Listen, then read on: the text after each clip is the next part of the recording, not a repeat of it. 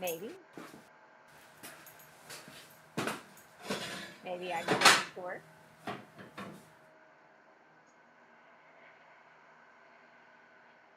Hey guys, I'm Ray, and we are streaming blacksmithing, and apparently I didn't get everything done that I thought I did. Alright, there's my light, there's my garage door. Welcome in, everybody. Oh, it looks like I'm cutting the top of my head off. Let me move my camera up a little bit. Much mo better, I hope. Let's see, how's my framing now? It's better. Good evening. Hi, Sandwich. Hi, Pyrex. Welcome in. Welcome to the stream. I think I might want to bring it up, the camera up just a little bit further. Maybe, probably. All right. Sorry about that. I've been doing all kinds of craziness today. And I just wasn't quite as on the ball as I needed to be, unfortunately, today. Okay. So, let's see if we can start streaming now. Oh, I totally don't even have my apron on. My goodness. So today, it's kind of going to be a little bit of an experimental stream. And so with experiments come the inevitable, possibility of failure.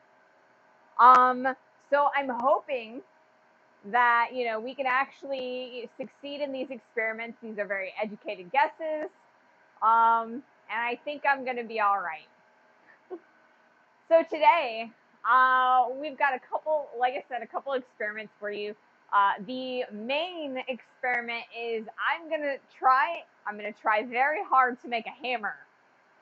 So I have this piece of 4140 steel, or at least this is what I think is 4140 steel. I don't remember for sure, but I'm pretty sure it's 4140. Anyway, that's a hammer making steel. So we're gonna turn this into a hammer. Let's see. So the first experiment that I'm gonna do is I can't fit this piece of steel in the mailbox, like the little forge over here. I can't fit it in there. So the first thing that we're gonna experiment with is using the big forge. But I know that my big forge runs a little bit on the cold side, and that's not a good thing. So my first experiment is I have a whole bunch of extra bricks that I cut apart for the big bricks to build this forge. And so I've kind of piled them up, and I've kind of sealed off about half of the bottom of my forge with bricks. And I'm going to show you that real fast, hopefully. I'm hoping you guys can hear me. Oh, the ad's about to start. So once the ad is done, then I will show you my first experiment, which is filling the bottom of this forge with bricks to kind of close it off and make the forge run a little bit hotter.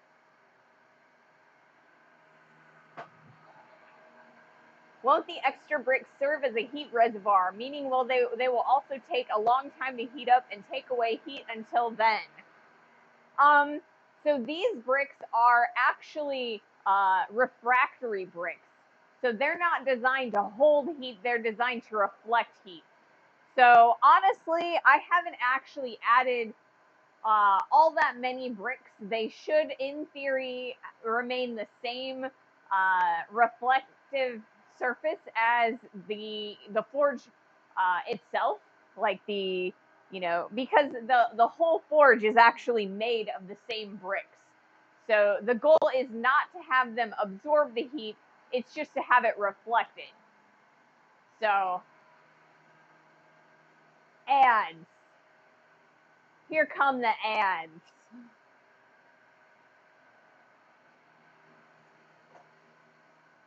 Yeah.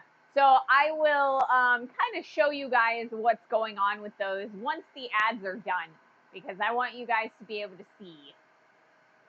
And it does sound like you guys can hear me, and that is great. I wasn't sure because my view screen is a little bit, or my OBS is a little bit laggy. I'm still on the same laptop that I have been on, so you will probably see a few frame drops here and there.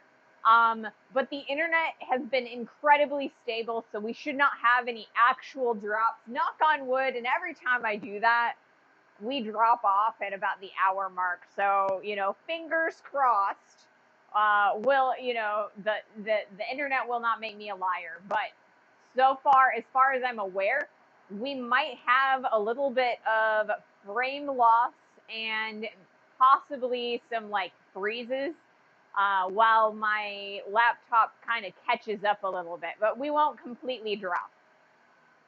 Unless OBS completely crashes. I guess that is a thing that could happen. But it will not be internet involved. Okay, so I think the ads are done.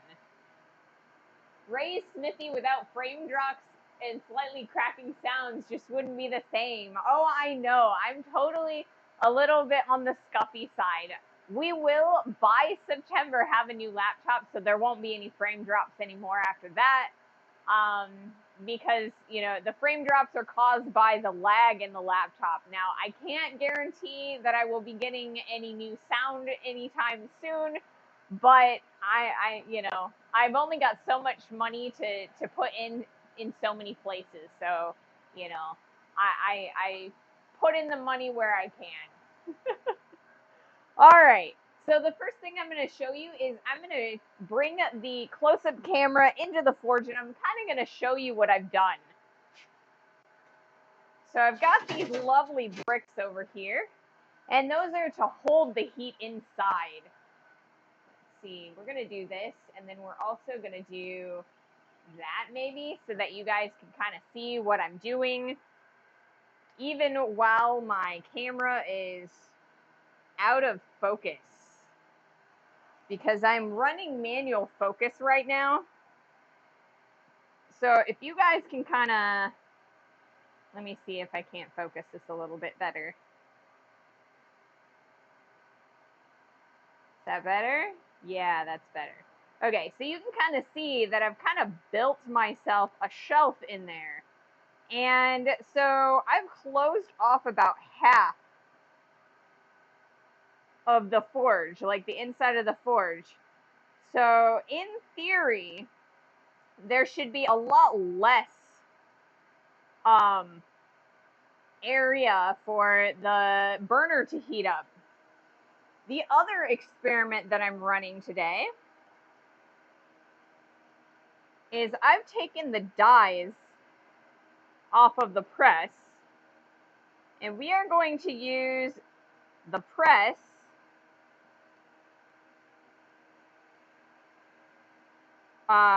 to punch the hole. So I've got the hole punch over there, and I'll show you that a little bit closer up in here in a second. But yeah, I've taken the dies off, so we're going to see how it works without the dies. There is always a chance that it's not going to work quite right. It's not going to get us enough pressure. But theoretically, it should be good to go. So I'm going to put this guy back on the anvil. Try and focus that up just a little bit. That's going a little on the opposite direction.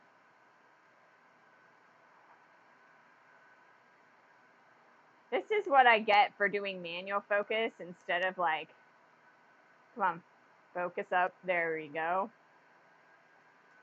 All right, cool. This is what I get for like trying to manually focus all this stuff. Afternoon, Corwin. Hi, Vossen. Welcome to the stream. So now we're going to do this.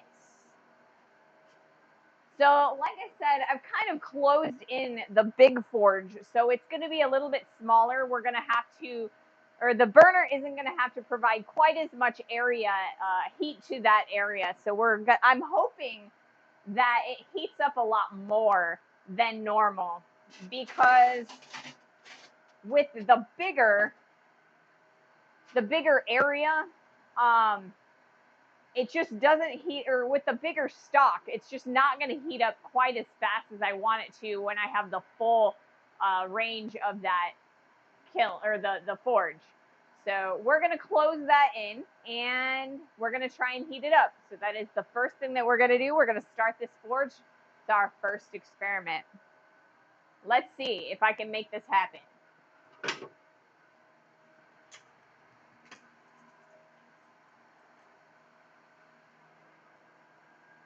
I'm going to be lurking. All right, well, thank you so much for the lurk, Vossen.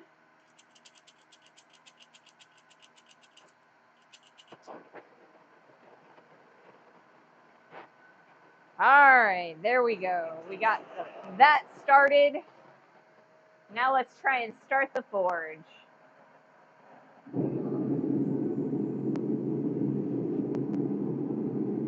All right.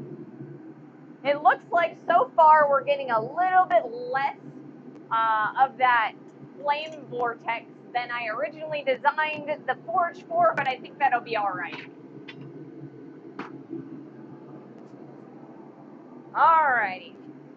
So right here I have a set of what's called pickup tongs, and these are for really large pieces of stock, and this right here is a pretty large piece of stock.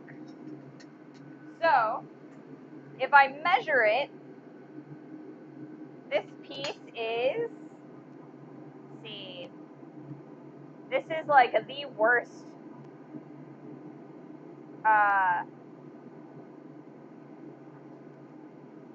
It is 3 1/8 long.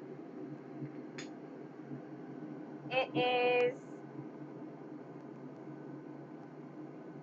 2 inches wide or high, and it is 1.5 inches deep.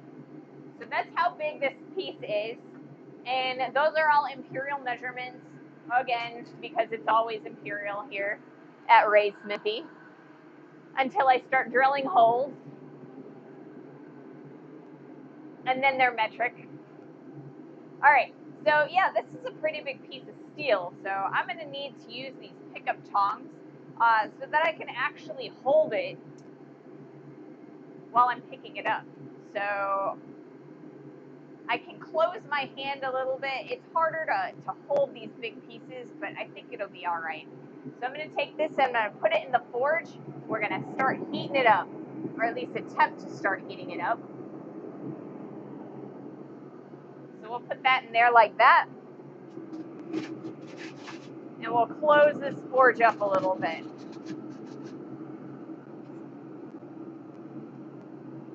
We'll have to open that up when it's nice and hot and we're ready to work.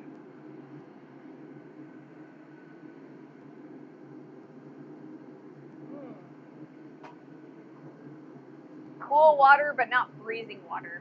Always the best when it's really hot.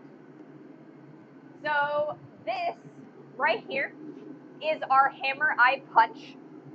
And when I started, I bought this guy in Indiana at the International Blacksmith, or like the Indiana Blacksmith Association conference. And it was a rusty tool. It was a piece of, it was not usable in that state. So I spent a little bit of time, and I cleaned it up. So I took all of the surface rust off. I reshaped the tip of this guy, and overall, I think it turned out pretty good. So the one last thing that I need to do is I need to work on this handle. I took all of the surface, like there was like a semi-gloss kind of sealant on here, and I took that all off on the sander, and so now it's kind of on the dry side, and so I need to oil this up. So I have some linseed oil, and we are going to oil up this handle so it gets nice and moist, and it won't give me blisters when I use this piece of, or this tool. but I can't do that because, or I bought it today, and if I put it on, it wouldn't be dry until tomorrow. So I'm gonna put it on after the stream. It'll be dry by Wednesday's stream, and then we'll be able to use this with the oiled up handle, and it'll be properly redone.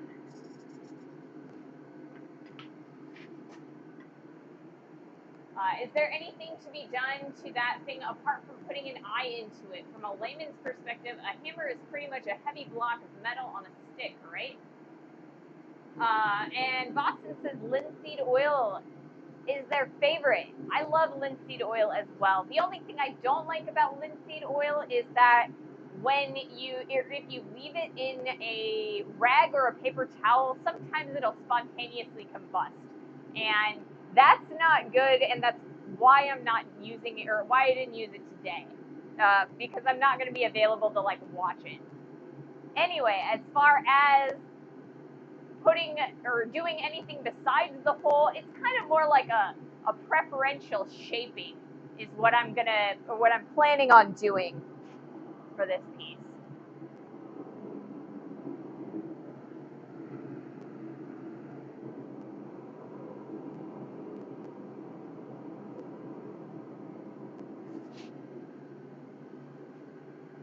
There's a weird smell. I'm sorry, guys. Never ignore a weird smell in a smithy. And since I'm running this as an experiment, I really got to be careful.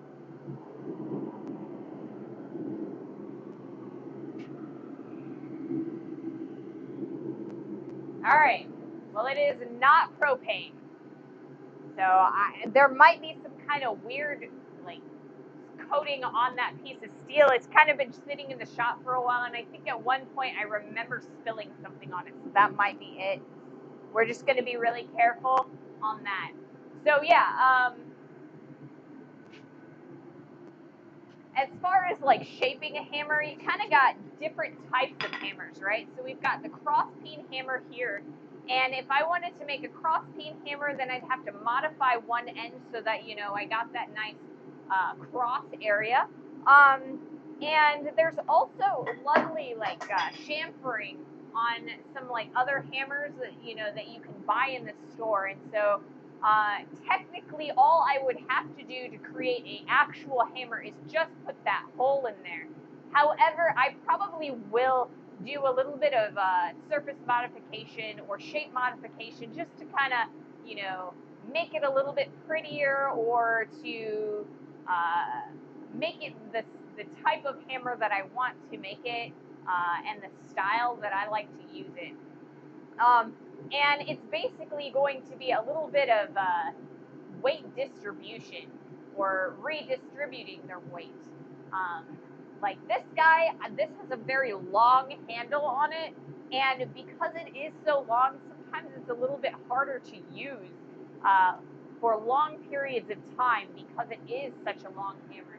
If you compare that one to this guy, you can kind of see that this guy has a much shorter hammerhead, and the balance on this guy is a lot easier to use long term, and so that's kind of why you might want to reshape your hunk of steel when you're making a hammer, if that makes sense. Oh, I'm gonna put this guy over here and put this guy back on the rack. Hi Mahalo, welcome in. Happy 4th. I did have a happy 4th. I had some family members come into town from Hawaii, and so I ended up spending a lot of time hanging out with them, and that was pretty awesome. Like the old CDR cars, handbooks told you to listen to weird noises, maybe also look out for weird smells. That was before onboarding diagnosis by engine control unit. Yeah, and I mean, I don't have any like readouts or anything on the big forge, so I do have to be very mindful of weird smells or sounds, and because that will tell me things. I'm already running a lot of experiments today, and I'm afraid that they will figuratively blow up in my face. I'd rather not have them literally blow up in my face. So, I gotta pay very close attention. That is part of our safety in the shop. So yeah. All right. It looks like the forge seems to be going all right. It's gonna take a little bit of time to heat up that piece of steel, though, because it is such a large piece. Like I said, it's about 4 inches long by 1.5 inches wide, and 2 inches long. So this thing is a pretty darn hefty piece. So it's going to take a little bit for that heat to penetrate. Let's see. Like I said, my other experiment today is we took the dies off of our press, and the good thing about that is let me see if I can't find the other hunk.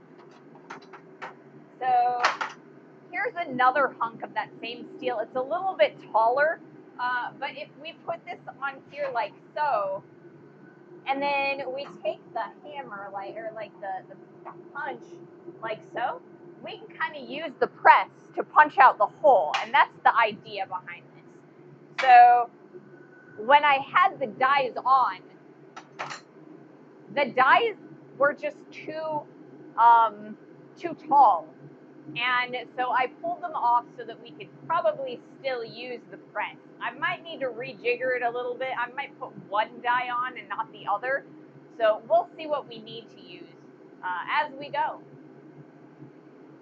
And that is my second experiment today. And my third experiment is that I've never made a hammer before, so we're going to see how that goes for us. It might be a giant piece of, unusable steel, or a disproportionate, discombobulated hammer head, but we're going to try, it never hurts to try. Thank you so much, so and so. Awesome. Thank you so much for that follow. And we've broken our goal. That is amazing. So we now have, how many followers do we have now? I think we're up to like almost 3. Oh, we're at 230. That is awesome. 230 followers. I'm really excited about that. We are growing. I'm always somewhat afraid that the burner tune might get weakened at the entry point into the forge and eventually break off. Then you might have a flamethrower on your hands, but I have no idea of this stuff. So the awesome part about this tube is that it never actually touches the flame. So there's actually a cone inside of there that it's a flare, they call it, and it actually attaches to that tube. And so the tube itself, like this black iron pipe, it never actually touches the flame.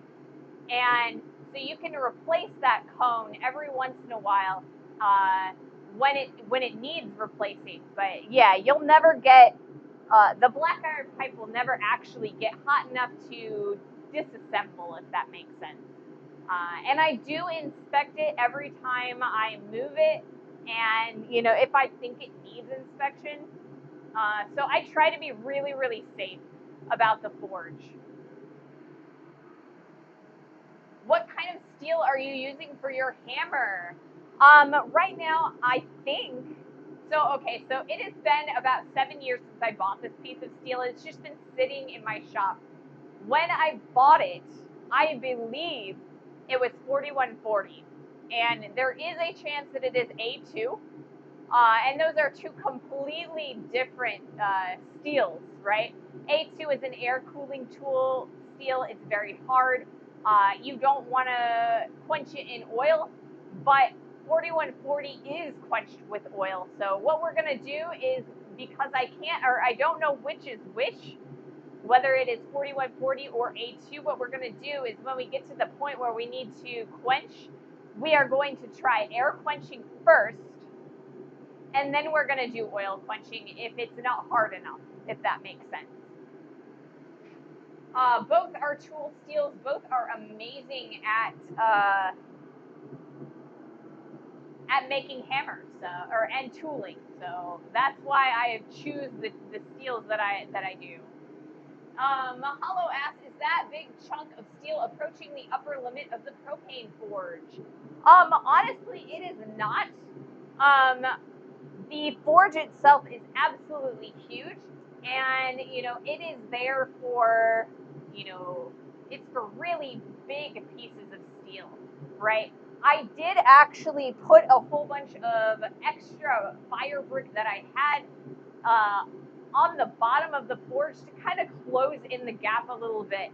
So I have a huge hole, like about yay big, and I kind of halved that hole. And the reason I did is so that the burner doesn't have as much area to heat. Um, so it should, in theory, heat the entire area faster, and it should eat or heat. It should heat, not eat. Heat the block of steel a little bit quicker. Like kind of like the small the mailbox, it was heating that piece of Atlantic 33 really fast because it had so much less area to heat. So my experiment is, let's see, how fast it heats that piece of steel, and if it can heat it up hot enough for me to move that piece of steel.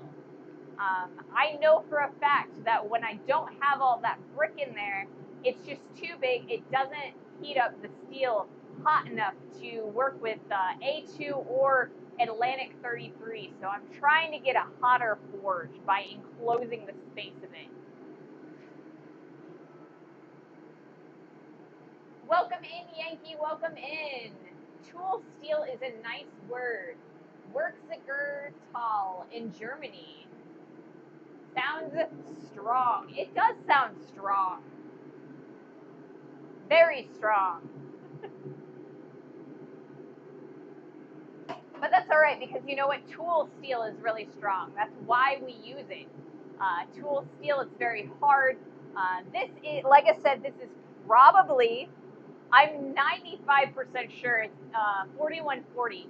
So 4140 is a medium carbon tool steel, and it is very good for hammerheads because it is just hard enough to maintain its shape, but it's soft enough that it's going to allow that bounce back at just the right amount of pressure so that you can get your work in there really nice, and you're not going to injure your hand as you're using the hammer itself.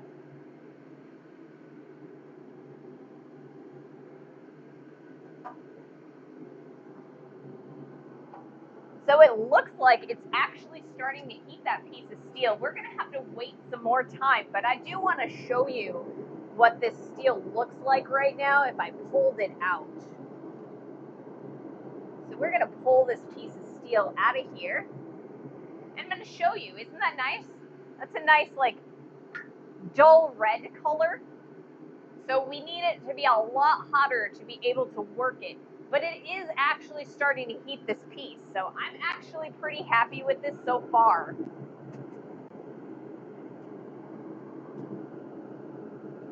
The first experiment seems like it's mostly a success. So that's great. I'm excited.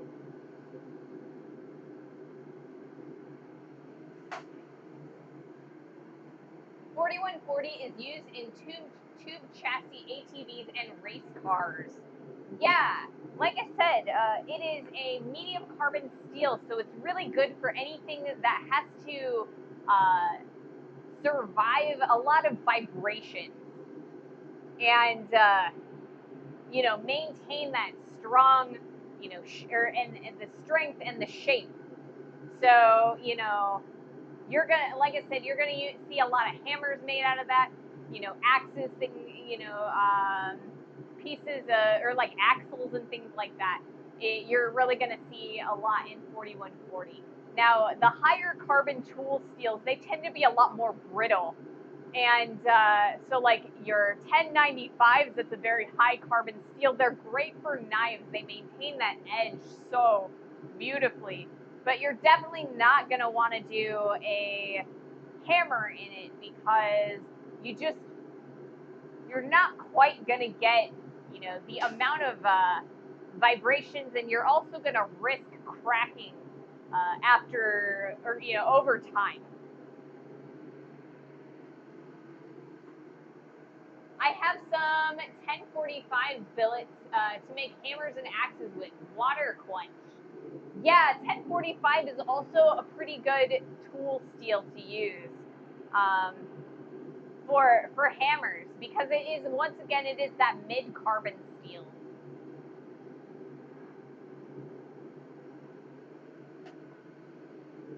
You've got that low carbon steel, which is our normal mild steel. That's 1019. That's the same stuff that they make girders for skyscrapers out of and things like that. You got your mid carbon steels that they maintain that bounce, that little bit of springiness, but also maintains their shape and that strength. And then there's the high carbon steels, and they're, like I said, they're great for maintaining sharp edges and rigid shapes. But they also, the more carbon you add to a steel, the more brittle it becomes, and the more fickle it becomes, or it is when you're trying to like temper it. So yeah. Oh, the other thing that I did this weekend is I actually plugged in the kiln. Speaking of tempering, I plugged in the kiln and it works beautifully. So I'm really looking forward to being able to, use the kiln to harden and temper this piece of steel. So that's really exciting. We'll have to go to the pottery store and get some cones because there isn't a temperature, or I guess I might actually be able to get a pyrometer there. Because there isn't actually a pyrometer included with this kiln, so I've got to be able to figure out what the temperature is so that we can get that good, fully heated steel. Sound is still there, but only a few frames every second now. Oh, back and moving. Awesome. Like I said, my laptop it's still the same laptop, and it's starting to really chug. I Windows has this habit of when because this is a Windows 10 laptop, and when they're starting to decommission a operating system, they start pushing updates to slow them down so that it kind of forces you to upgrade. So we've gone through a couple of those the slowdown. So we will have a new laptop by September, but we might have a few frame drops here and there. I've got my fingers crossed. We might be able to manage it earlier than that. It depends on a couple bills that we have to pay. So, I always appreciate the support that you guys give, but I don't make too much money off of our stream, so I always accept support in any way, but I just don't have, a lot of liquid currency right now to immediately buy a new laptop. So I apologize, but we're working on it. We're working on it.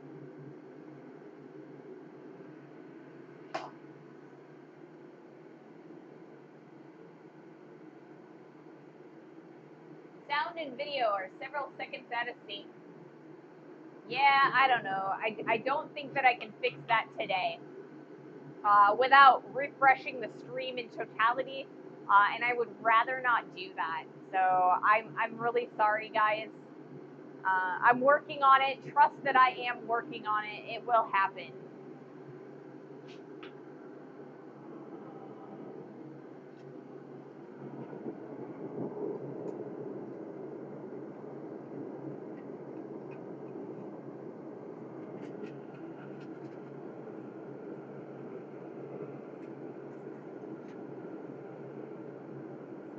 I don't want. Oh, I mashed it over. Alright. Time to find a glove.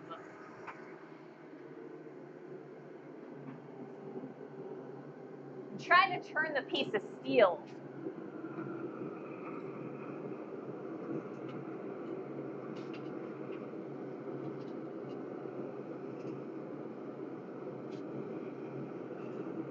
There we go.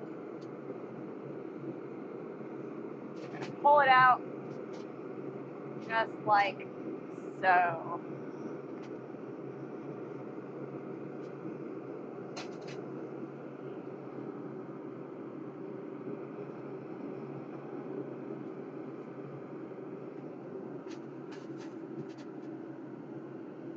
Very shortly, we should have the chance to pull this out and start working on it.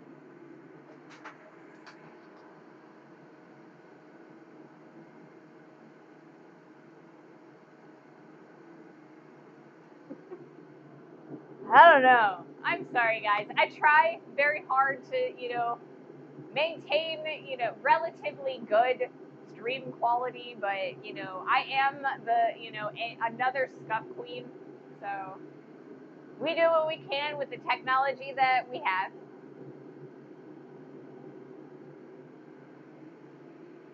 All right, so it looks like that piece of steel is about ready to go. I am going to pull it out of the forge, and what I am going to do is we are going to take these guys and we're going to kind of create the center. We're going to center punch it. So I've got a nice punch right here. I've got a square, and we're going to look for the center. So that's what we're going to do right now. And so I am going to make sure. All right, there's that. And I'm going to hit record on that as well. So this one, and then we're going to do that one. All right. Whoopsie. All right. We'll move this guy over here. The hammer. Put that there. Let's see if we can't center punch this.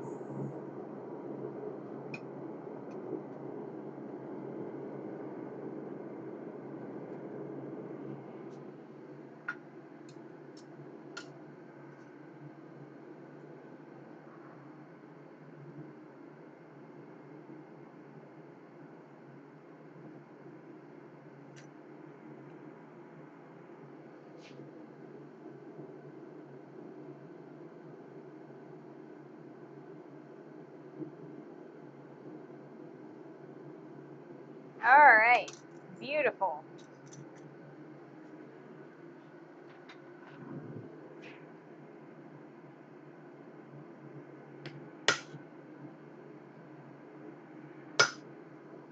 Alrighty. Whoops. I accidentally actually broke my chalk in the chalk holder. That's always the best. Alright.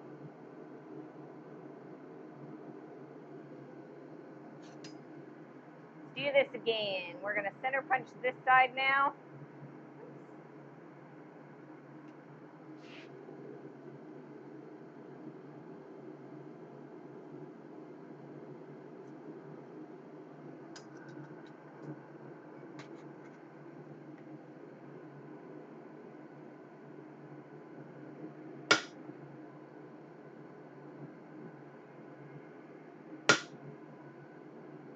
We're going to need that right between those two instead of, okay, there we go. Much mo better. Alright, coolios. Back in the forge.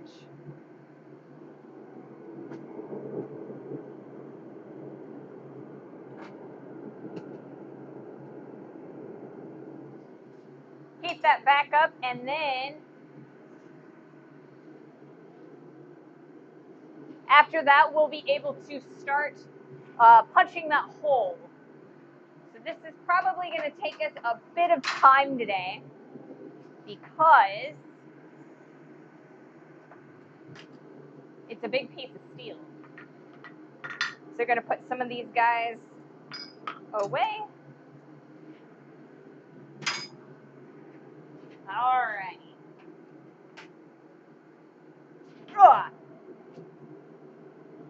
That is the best.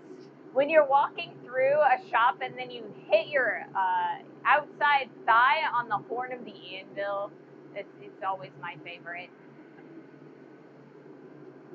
So I apologize. I don't know why I'm apologizing for injuring myself and then saying sorry. I don't know. That's weird. I don't have to apologize for that. Okay.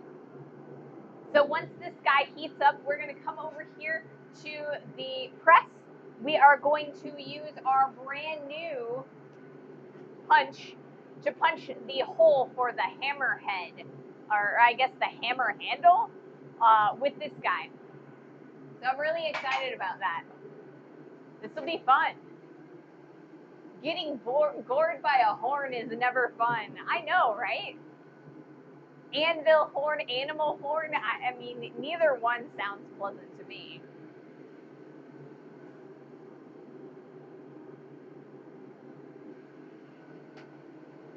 Man, a few minutes ago, behind the camera, I have the garage door open so I can see, like, you know, the street outside, and there was a Cybertruck that drove past.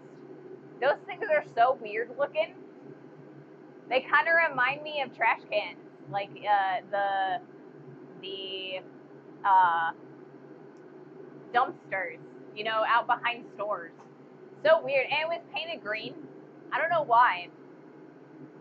I suppose probably because in this area we get snow and ice a lot during the winter, and the salt will actually still rust out stainless steel.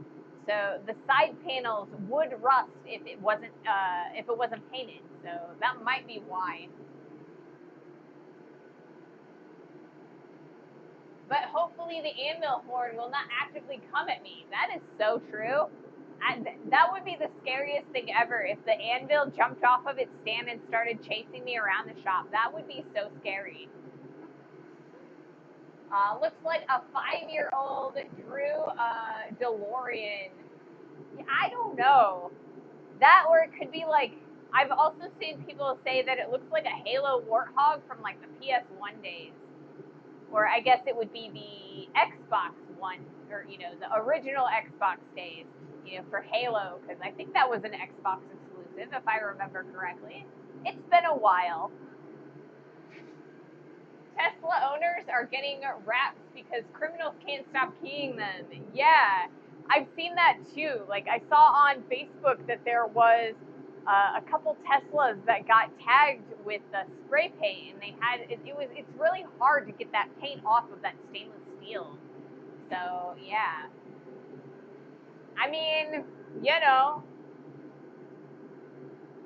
I kind of feel like Tesla's been asking for it, or I guess Elon Musk has. I'm not gonna get political, but some of the decisions that are not political are still really bad.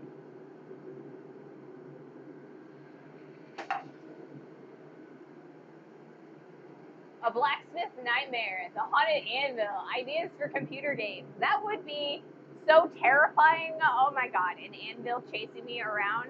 And they're heavy as all get out. So, you know, you got the Wile E. Coyote. I mean, it's bad enough when it's just like Wile E. Coyote and the Roadrunner, like, has the anvil fall on his head, you know, let alone running around after you.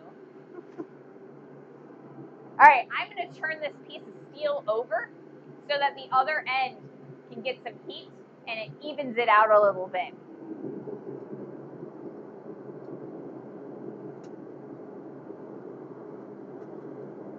There we go. Whoops, that's the wrong way. There we go. Yes.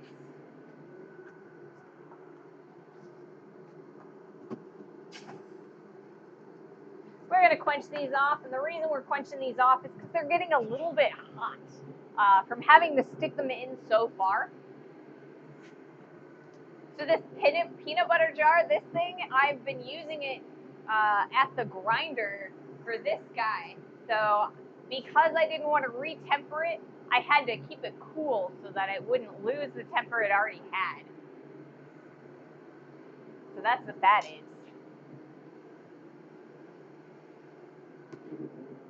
Alrighty.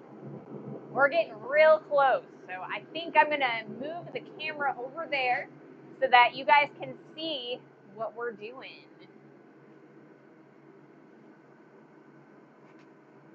I'm going to try and move the camera a little bit more frequently so you guys have a better view of what's going on in the shop.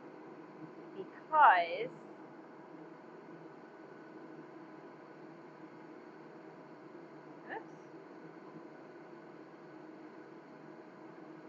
Alright.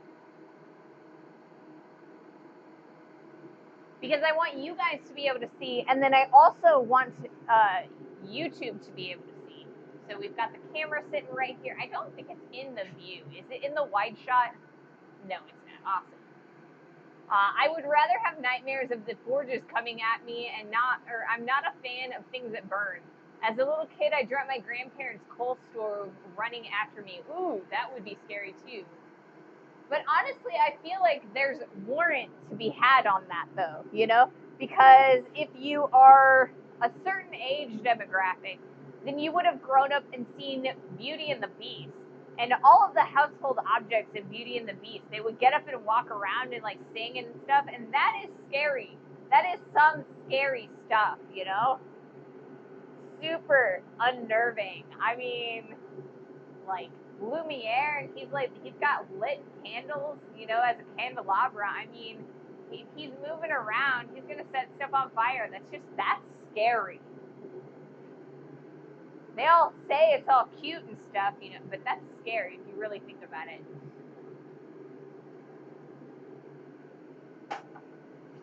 All right.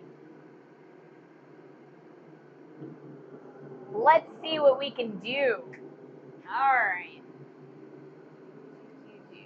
There is a chance that I will have to put one of the dies back on the press, but we're going to try this. We're going to see how well it works. And fingers crossed. Oh, wait, that's not a good spot. Let's see. Where's a good spot for this? Maybe there? I don't know.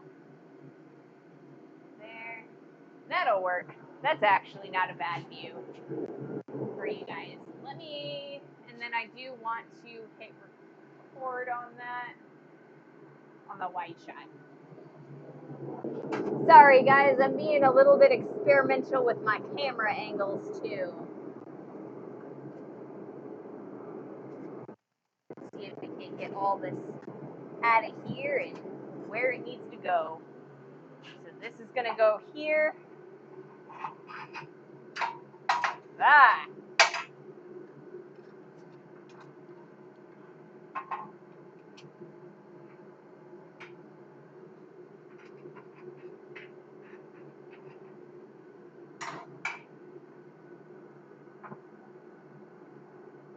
Where's the center punch hole? Maybe I should turn this on. Experimenting.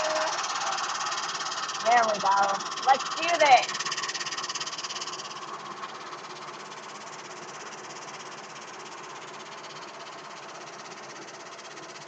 Hopefully it'll work.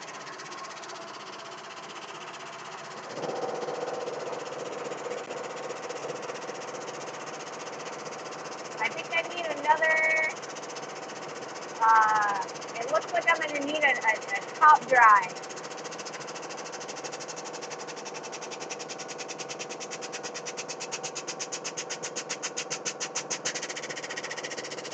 And I completely missed that center, so we're gonna have to correct this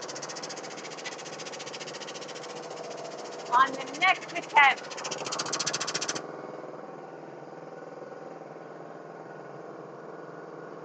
So if you guys can kind of see that, there's a nice hole starting to form there. And so I need to move that this way, closer towards the center of that X. And we can do that right now because we're just now starting. And I don't think that's going to cause us any problems. We just need to be a little bit more careful when we're placing that in there. So let's heat this back up and we'll see what we can do.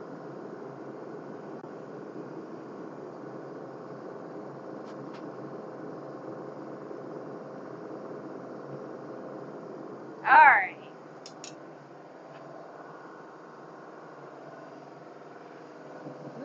Let's see.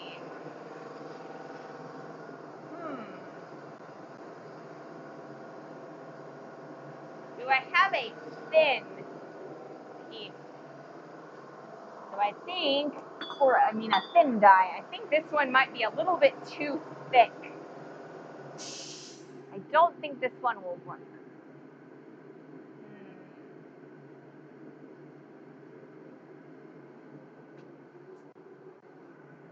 Do I have any just plates like this? I don't think I do.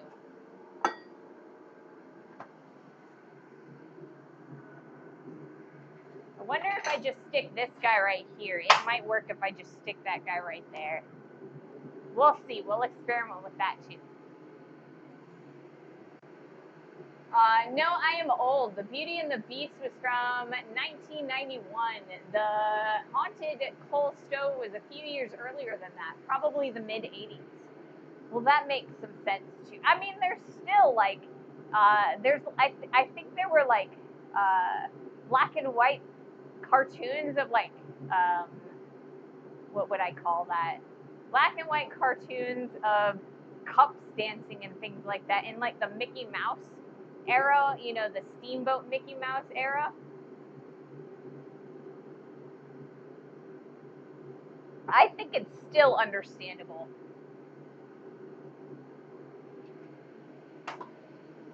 All right. So like I said, we're kind of experimenting. I think this might be a little bit too tall. Still. So I'm kind of trying to figure out a good plate to put on there. Maybe this guy. This guy might work. So I've got this guy. This is thinner than that one.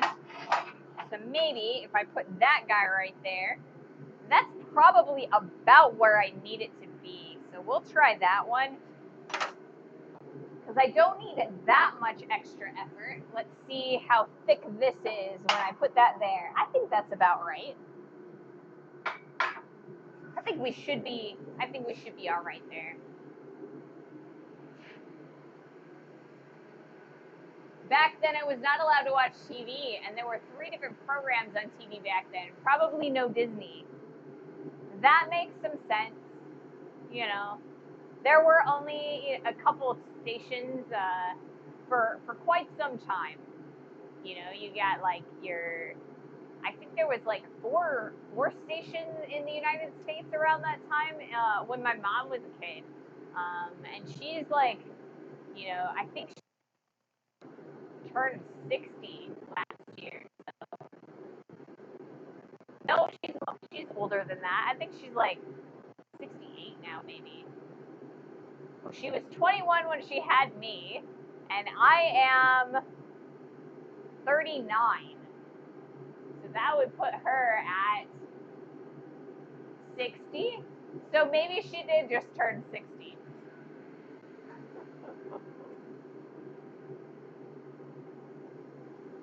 I'm not amazingly good with math sometimes, especially year math.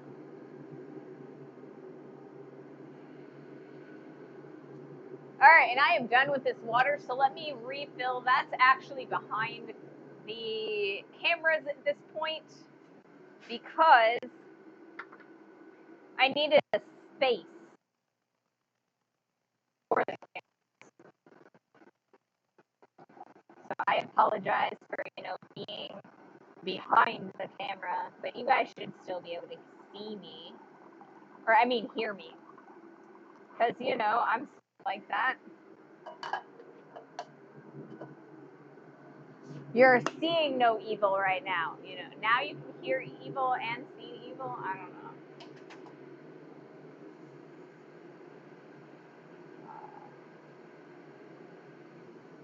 So yeah. All right. I'm going to turn this around again, and after the other end gets heated up, we're going to try this again. We're going to try, moving the punch so that it is centered in the center in the center punched area. I'm going to say that again so that I have a good take for YouTube in a few. There we go. Hey, hey, hey, hey now. These guys, the problem with these guys is that they aren't completely lined up. This one's taller than that one, and so it kind of spins around. All right, so we are going to move the punch into the center punched hole that we have pre-punched. So that's the goal anyway. All right, and we're experimenting with this plate to see if it is the right size so that it takes a little bit less time for the press to make contact with the hammer eye punch. So we'll see. This is, like I said, this is my second experiment of the day, is trying to line up the press so that it functions for what we're trying to do today.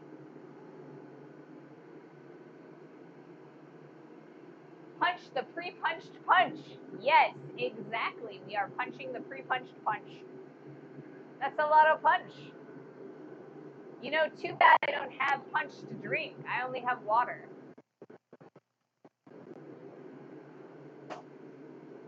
That is the best, the different meanings of the same word. And they're not all, they all sound the same, but they aren't always all spelled the same either.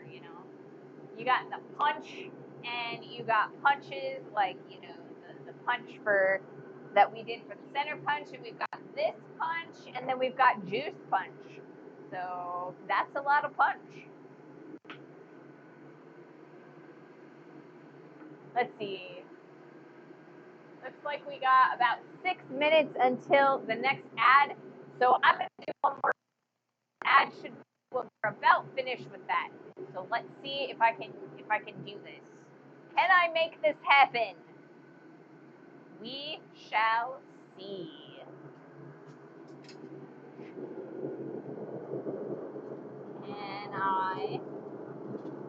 Can I do what I want to do? I don't know. Maybe not. We'll see.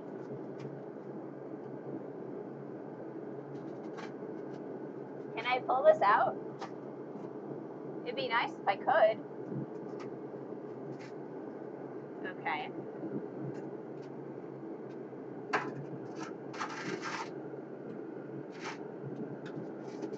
Let's open this forge a little bit further. We'll try that first. Alrighty. And we're gonna take this and we're gonna put it on like so.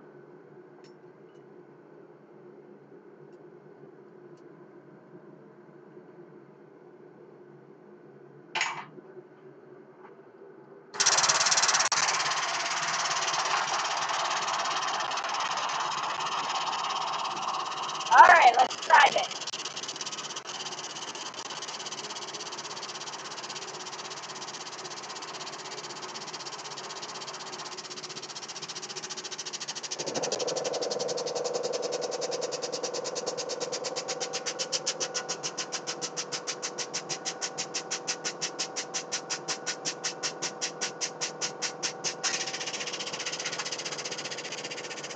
That's much more better. And we're gonna quench our grist so that we don't ruin its temper. And then this is going back in the forge. Look at that. That's much more centered. I like that a lot. I think that'll do very nicely. It is a little bit off center in this direction, so it's a little bit closer that side than that side. But That's all right. We can definitely turn this into a hammer. So back in the fire we go.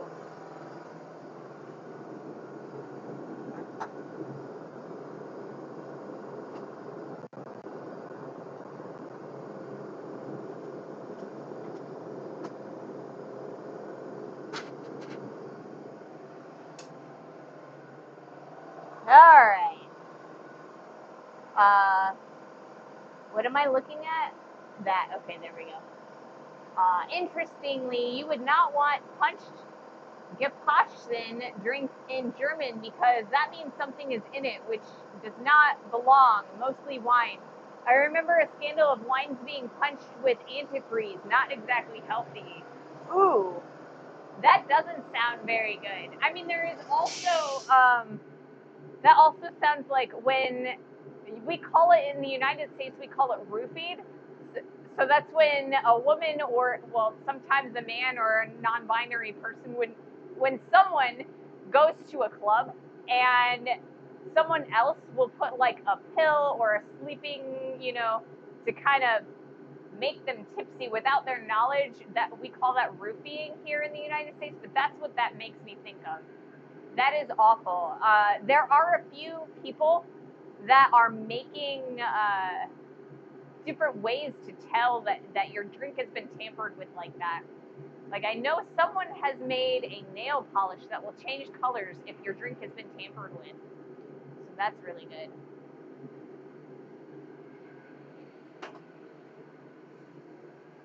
To get better shots for YouTube, you might want to put the punch in from the other side. Currently, your left arm tends to block the view on the piece at times. Okay, thanks, sandwich. In this case, the intention was to make the wine sweeter, very, very cheaply. Oh, that makes sense. Okay, let's see. Can I do it this way? I should be able to do it this way.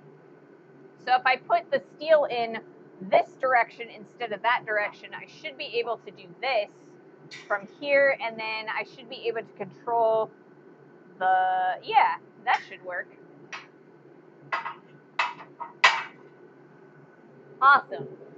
Thank you for letting me know that my arm is in the way. I don't actually get to see this until like the end of the stream. So it's really nice that you guys are letting me know like early so that I don't, end up having some really bad shots. Uh, that would be better from that camera angle. Awesome. Okay. In this case, the intention was to make the wine sweeter very cheaply. Yeah. So almost like cutting the wine, like when people will cut the alcohol with water. That makes sense too.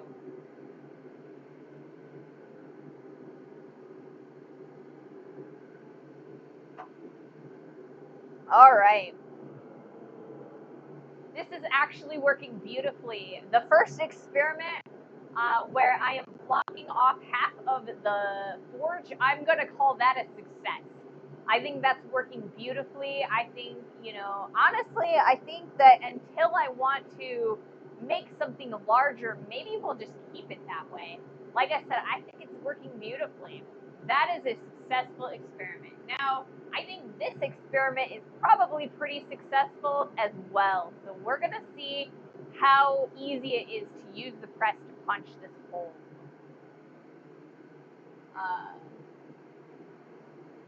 So the cutting is probably the translation of Panshin. Probably.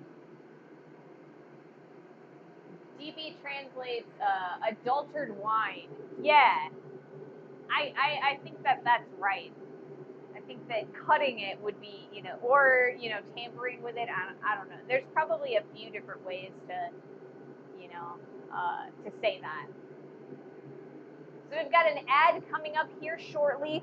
So I think I'm going to flip the piece so that it is hot on the other end. And once the ad is over, we'll do another heat.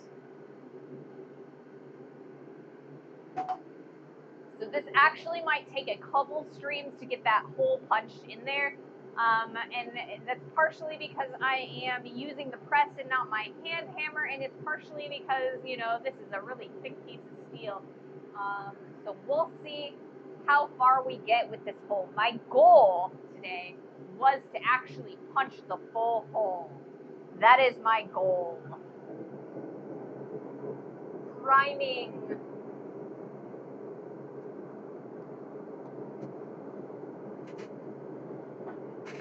All right, there we go.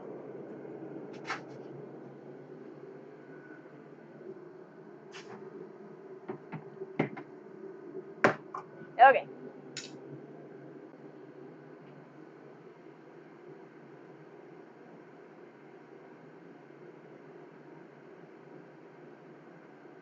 So you want your stuff tempered and not tampered. Yeah. I definitely want my stuff tempered and not tampered.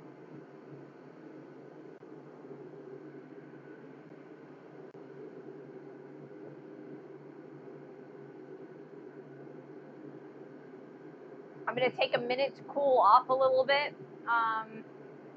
By standing here with the fan blowing on me, it is rather warm today. Because it's shady in here in the shop, it's not completely disgusting, but outside it's kind of warm today.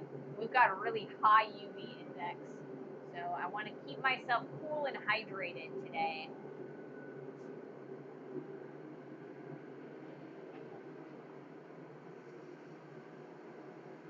Yes, I definitely want to keep my stuff tempered and not tampered. Exactly. What is the difference in pronunciation between the two? The A is more open, I guess. Tempered is T-E, tempered, whereas tampered is like a hard A, so it's like that ah as opposed to the ah. And then the E is like either E or and we've got the soft E in tempered. So soft E and hard A is the difference between the pronunciation on those. All right. Let's see if I can get a better shot of this next attempt. Alrighty. We're trying it. We're trying it. Okay, we've got a 20 minutes. I have plenty of recording time on that. Okay, let's do this.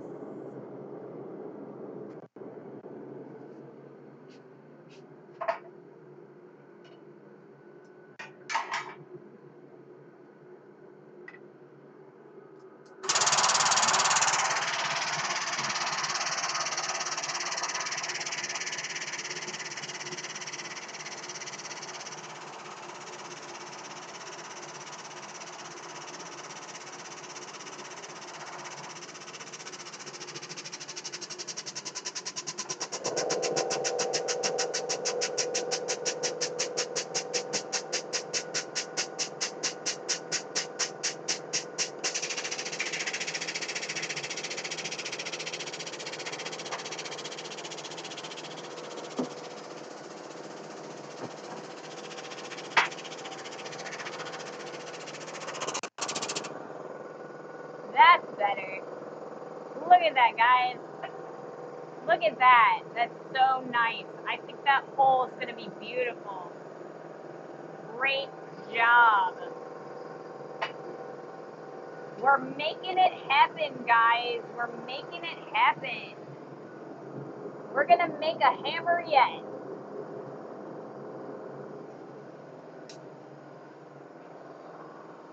Let me know if that view is better. Yep, the shot is much better. Awesome. Thank you, Sandwich, for letting me know. We fix things in real time sometimes.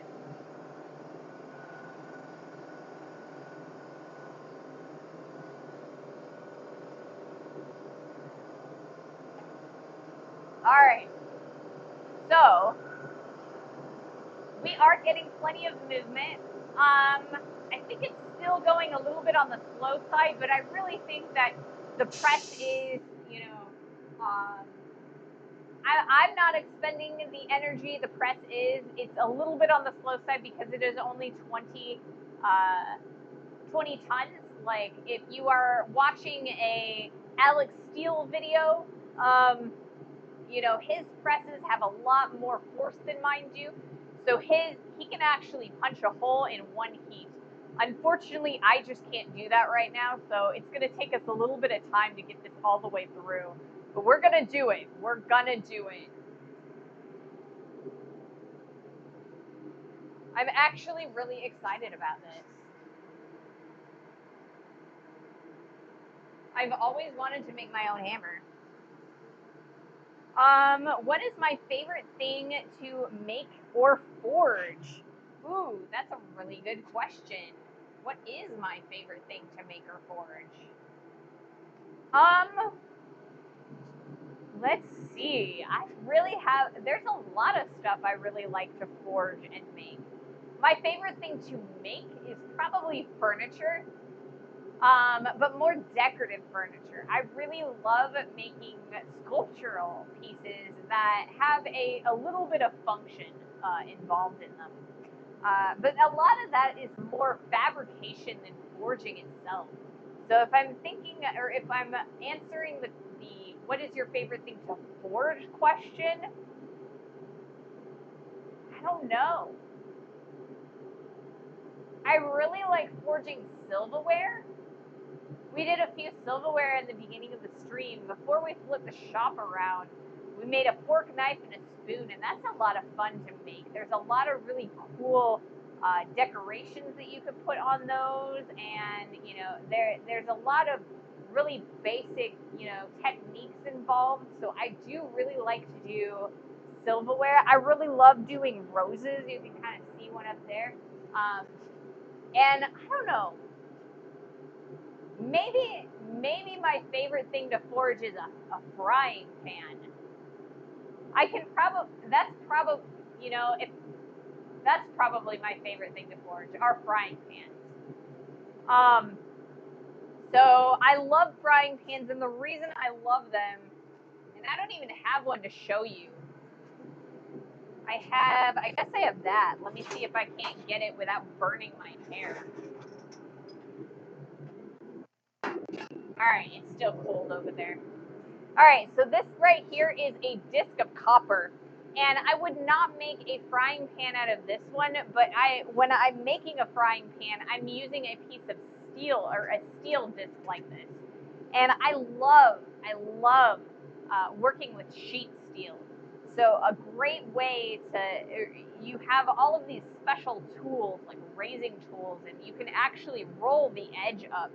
And I love making the handles on frying pans because it's very similar to making silverware, and my other favorite thing to make. So I really think frying pans are probably my favorite thing to make. Maybe I should go in the house and grab one. I do have one that I've made. Let's see. Can you stop the press from going all the way up? It takes some time for it to come back down. You would save time if the press went up only just so far as it has to release the piece. See, that is the idea that we want to do, or like that would be the ideal, but I would need another, because I can't stop the press, right? In a very, very easily, I guess. So in order to do that, I would actually have to put another plate in there, like another spacer. So right now, this is as good as I can get on that one.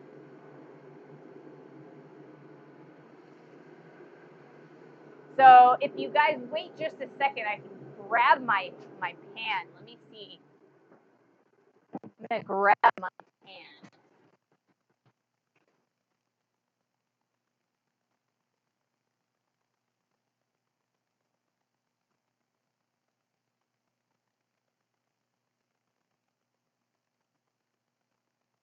Doesn't like cleaning it. But this is a pan that I made.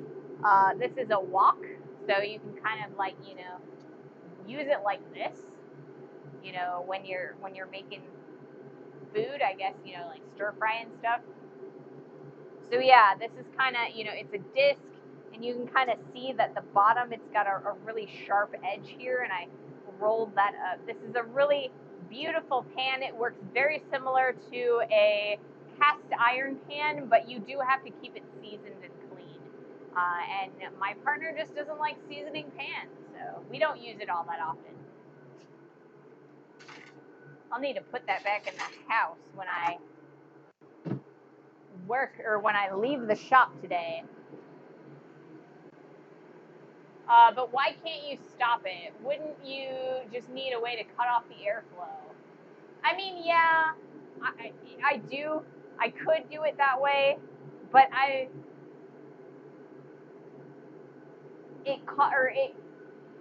would have to have a stop or like install a stop on it, and I would have to research how to do that.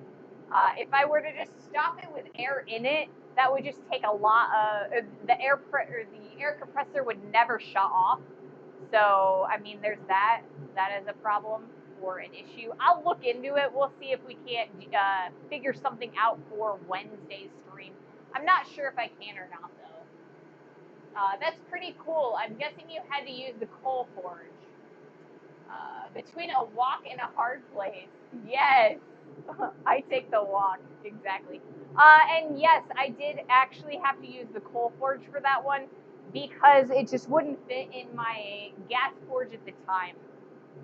So that one I made in I have a rivet forge that's about yay big, and I was just using a little bit of heat at a time, so I only really had about a patch about this big that was heated at any given time, and you just turn it and move the heat around, and that's how you make a pan.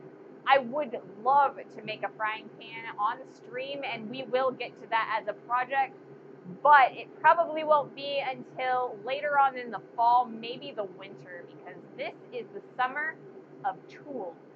We're making tools this summer.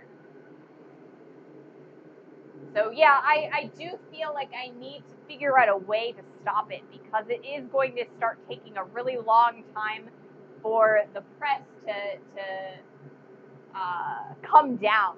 And the further we go inside that hole, the more that press is going to have to go down. So it would be nice to have, like, I don't know, maybe some more plates that I can shove under there, or like a stopper or something. I'm not entirely sure how I want to go about it, but the further into the hole, the more work that press is going to have to do. All right, I'm going to flip this guy over, and we're going to heat the other end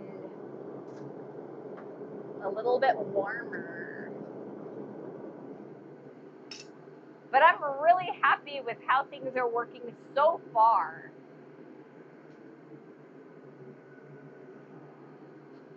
Exciting.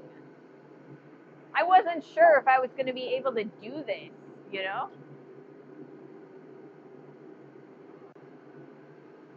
What do we got? We've been at this for about an hour and 20 minutes, so that's not bad, It took a while to heat this guy up, so maybe on Wednesday, if I'm on the ball, and sometimes I am and sometimes I'm not, maybe I'll start the forge off stream so that I can start heating this guy up a lot quicker so that we can get into the working faster. But that's if I'm on the ball. Like I said, sometimes I am, sometimes I'm not. I didn't start setting up the stream today until like 1 p.m. my time, which is like a half an hour before the stream starts in general. So,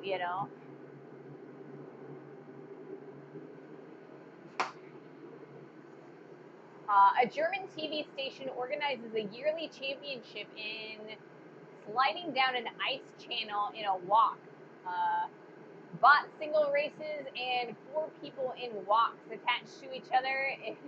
It started out as a lost bet or something 20 years ago. Ooh, that sounds really dangerous, actually, but also really fun and probably fun to watch. I imagine that a walk, you'd be like spinning around or, you know, backwards all, you know, but if you're chained to someone else, maybe you're not. I don't know. Maybe? Just like, it would be kind of crazy. You'd have to be a little bit careful not to fall out of it. Sounds like Christmas Vacation. Yeah.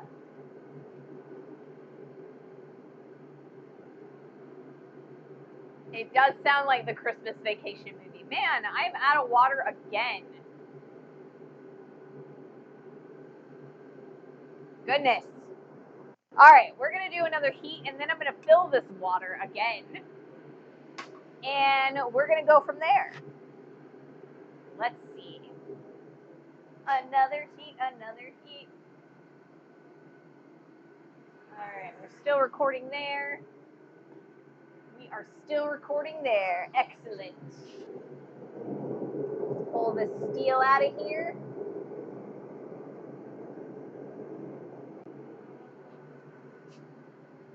And I'm going to turn it this way.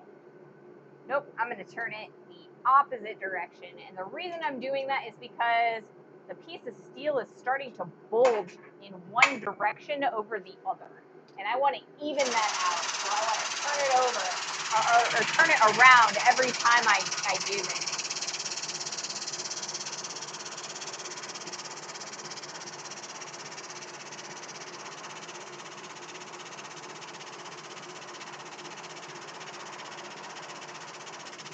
All right, here we go. Here's the pressure.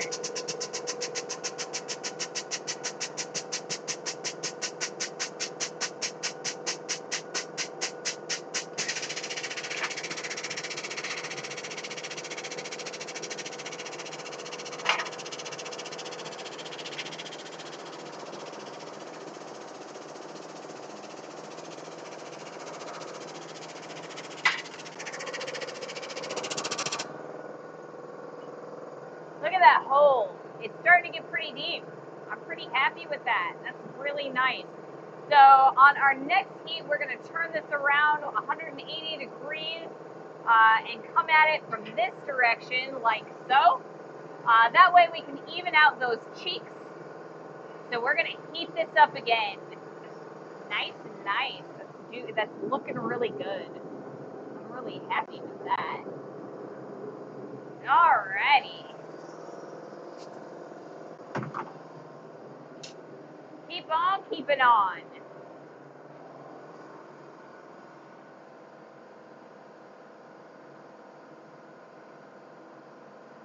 Must be high quality water.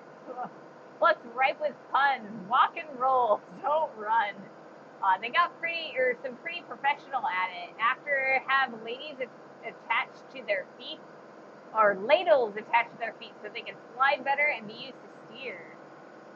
Oh, this will be the handle hole. Yes, this will be the handle hole so that we can attach a handle to our hammer, because that's what we're making today. We are making a hammer, or at least we're starting a hammer today. It's going to take us a while to do this. I have no idea how long it's going to take us because I've never made one before. So this is me kind of experimenting and trying to make a functional hammer. So I will be, punching this hole all the way through, and then I will be shaping the hammer a little bit. And then from there, we're probably actually going to, I'm going to show you grinding it and putting a handle on it. We might even show making the handle. I haven't decided yet.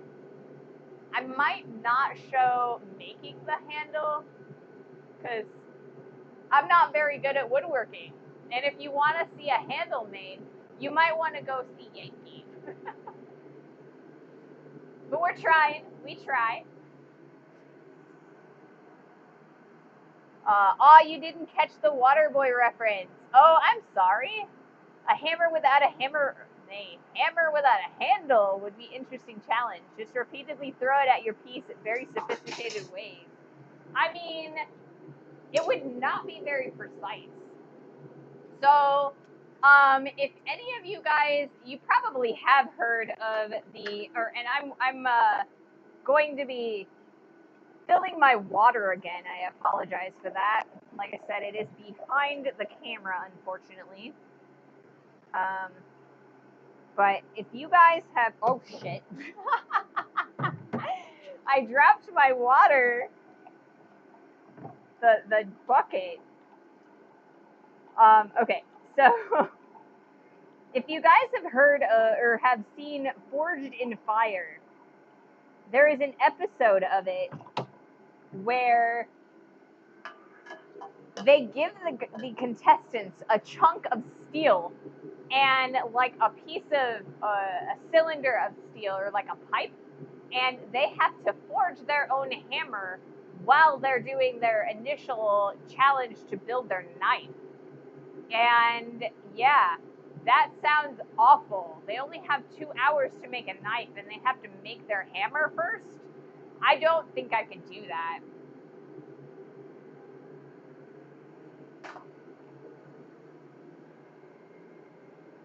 You just have to throw very precisely. That's the challenge. That would be the challenge. That would be a crazy challenge.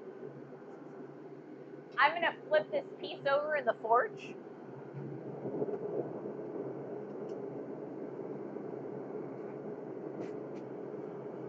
So we can heat it evenly. And maybe I can flip it back over. It knocked over. Let's see if I can do this. There we go. Much mo better.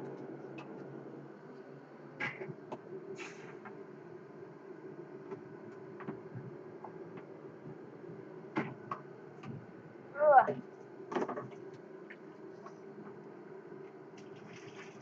There we go. That's better. I don't want to put that on top of there. So I guess I will put it there or not. Maybe I'll put it on the floor right there. So I've been using the kiln over there as a table, but I don't want to put things that are wet on it because I'm afraid that, it'll mess with the electronics. So I gotta come up with a different table for that.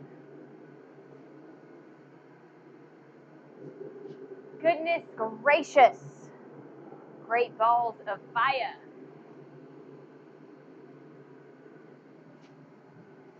So when I told you guys that if I made this really nice and shiny, that it wouldn't last long, you can kind of see it now. We're losing a lot of the temper here on there, and you can see that it's turning black, and that is because that heat is being soaked up into this guy. So we're going to have to be really careful and cool this off after every press or every heat. And we're going to have to pay close attention to make sure that this thing doesn't warp while it's in the hole. So yeah.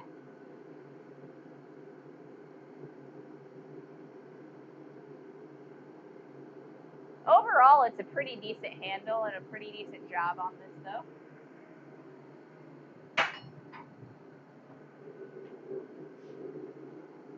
Whew. It is starting to get warm in here. The ambient heat from the forge, it's just like, starting to move all this way. And the heat from being outside and no air conditioning. So I'm going to need to spend a little bit of time closer to over here. I've got the fan blowing straight down this corridor so that it's not blowing directly on the forge or on the press, but I can still feel the air flow.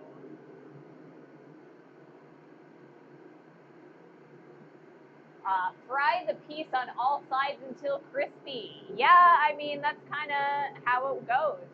I want a very even heat on this piece of steel, and we are getting a very even heat in this forge, but there is like kind of a hot center. So I'm kind of trying to maintain an even heat on the whole piece. But I mean, look at that. It's gorgeous. It is so gorgeous. Here, I'll show it to you on the close cam.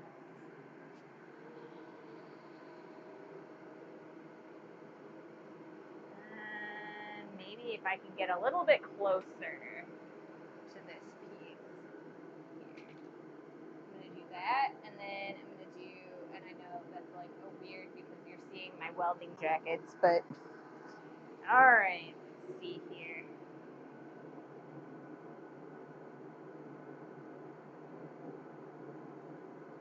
Look how yellow that is. It's really even and stuff. You can kind of see in that center, that like orange area right there next to the like white heat. That orange area is actually the piece of steel inside there.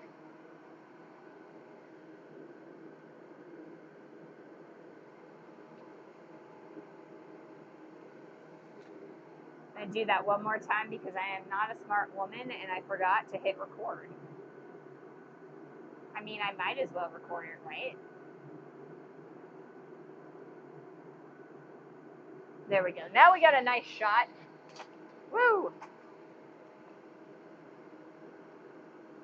Of the inside of the forge. And that. Now I need to focus.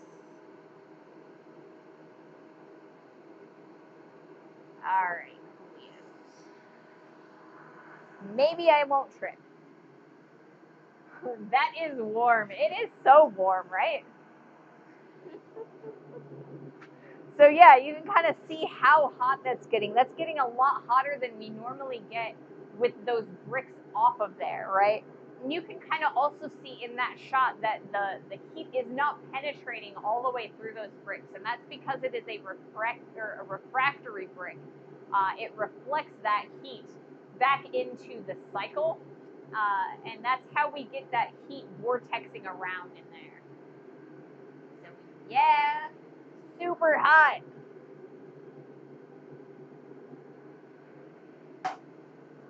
Okay, now that we've done that, we've had that, nice little excursion, we are going to come back over to the press and we're going to do another heat.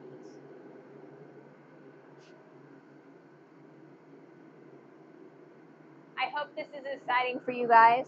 I mean, it's a little bit slow and sometimes I think it's a little bit on the boring side, but overall I think it's all right. I hope you guys enjoy the stream. If nothing else, you guys are great company. And we are going to flip this around 90 degrees. Or I guess 180 degrees. All right. Put that there. Turn this guy on.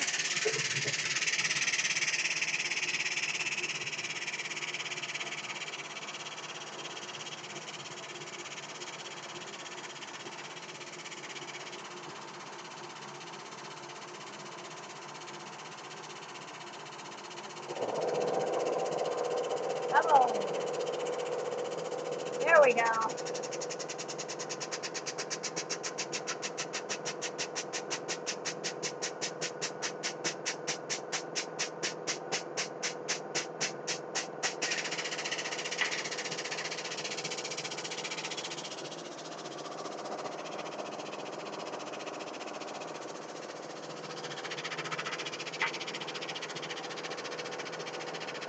We're starting to get that in there. It's starting. It's happening. It's happening. There we go. Back in the fire. It's a pretty evenly centered hole in there too, so that's really exciting. I was afraid that I was going to do that diagonally, and that it wouldn't be centered in that, or like the hole wouldn't be centered along the piece of steel. It's really easy to twist it in weird ways. This is my second time joining it live, and I'm enjoying it. You seem pretty cool. I mean, I feel like I'm not pretty cool. I'm pretty hot, but I appreciate. I get you. I'm glad that I am enjoyable. At least a semblance of enjoyable. So, yeah. I'm so glad you guys have joined me, and welcome to the stream in the community. And I hope you're having fun. I am. Yes, hot. All right. So we are in ad time right now. And that is always a great time for me to get a drink of water and cool off a little bit.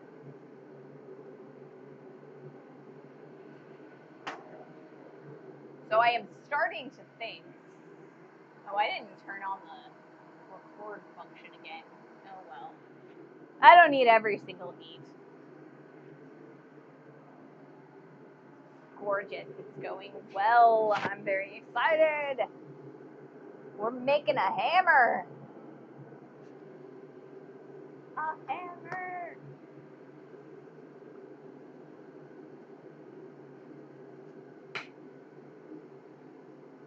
So, if you kind of look at this hammer, and I'm probably going to wait a few more seconds before I start talking about this because we're still in ad time. We're probably still on ad time. A few more seconds here and there.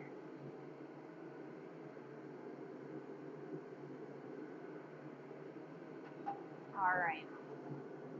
So if you kind of look at this hammer right here, if you look at the head on it, there's a little bit more space on this side than there is on this side. So, you've got a little bit more heft over here and a little less over here. So I think that because our hammer is it's centered in it, or like the hammer in there is centered pretty well on between, this way. It's less centered this way. So we're really going to have to, pay attention, but I think that it'll be all right in the end. We might turn it into a cross peen or a straight peen, it depending on, what we're feeling at the time. But I think overall it will look really nice, and I think it'll turn out good.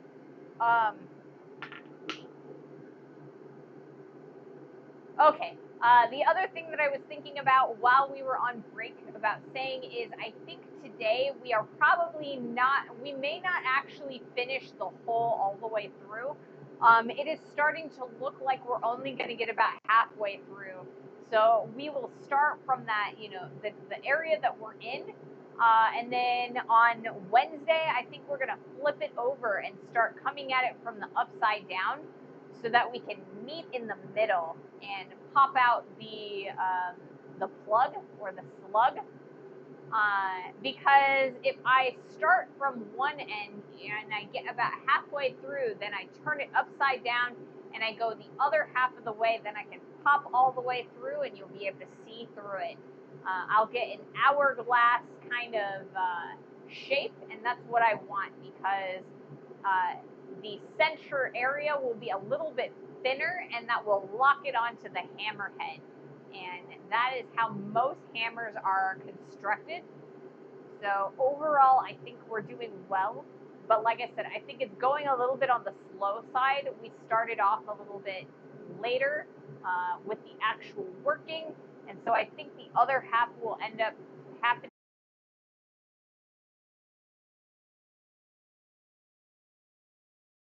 this way. It's sitting this way.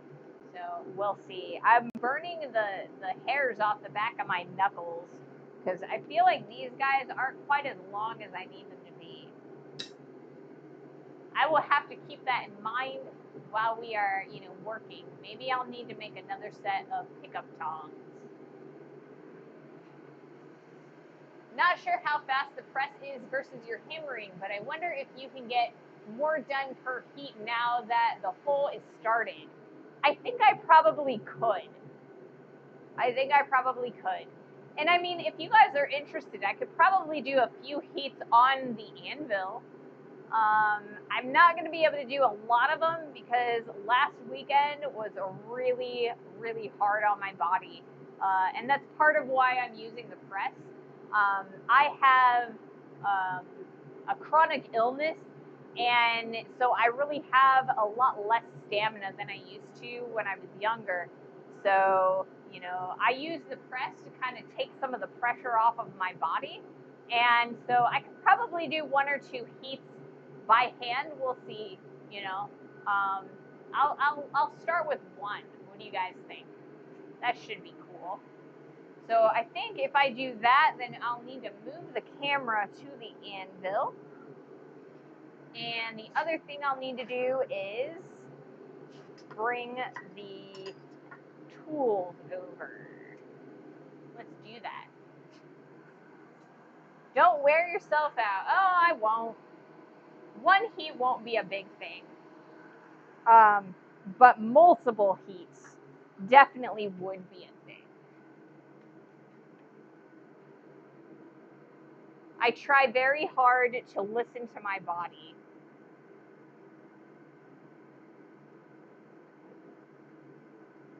When I can, that is. It would be really nice if you would like actually. Okay, so you're not wanting to. Okay, there's that. I'm having some issues focusing my camera right now, so I apologize. There we go. That's in focus. That's in focus. All right, let's do that. Hit record right there. All right, so I don't need to turn it over. I think I can just straight up do a heat now. So let's. Okay, that was weird. OBS kind of dropped my camera at first. That's weird. All right, let's do that. I will stick you guys over there. Okay. Let's see how well this goes.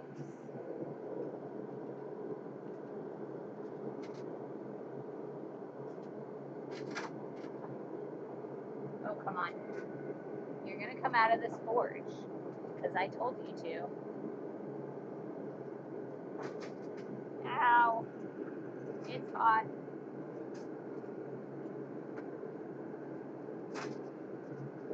All right, there we go.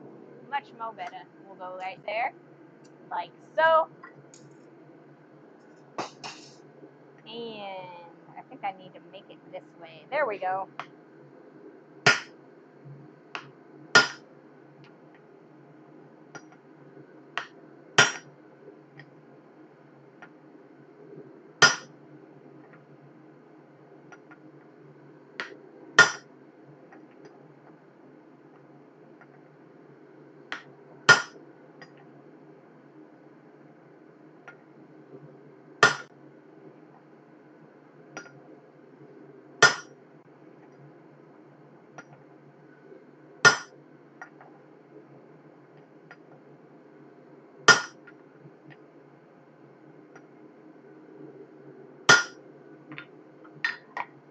All right, we're starting to get a little bit of cooling off.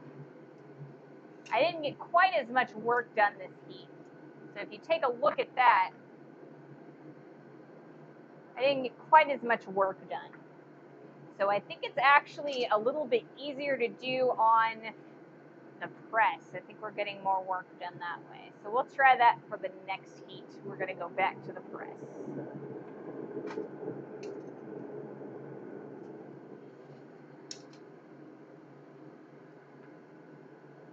And then I am also paying attention to my hammer heads. We didn't generate quite as much heat on the punch itself, and we didn't mess with the hammer at all, so that's good too. But like I said, we didn't really get a lot of work done, so I think I'm going to go back to the press.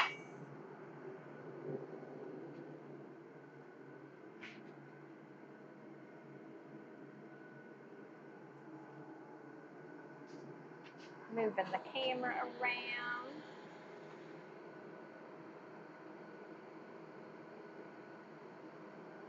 Ah, it's diagonal. There we go.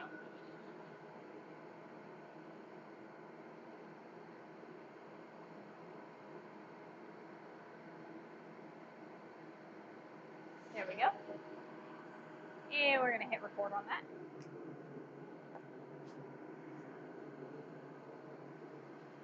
Sorry to make you move all your stuff around and then back. Oh, no, that is nothing.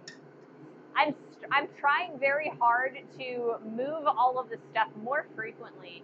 So at the drop of the hat, I could just decide to move the angle. Because the more angles I have, the better the YouTube edit ends up in the end. So I'm hoping, or I'm trying to remember to move the angles a little bit more frequently. So I mean, doing that was nothing. You know, I'm trying to do that.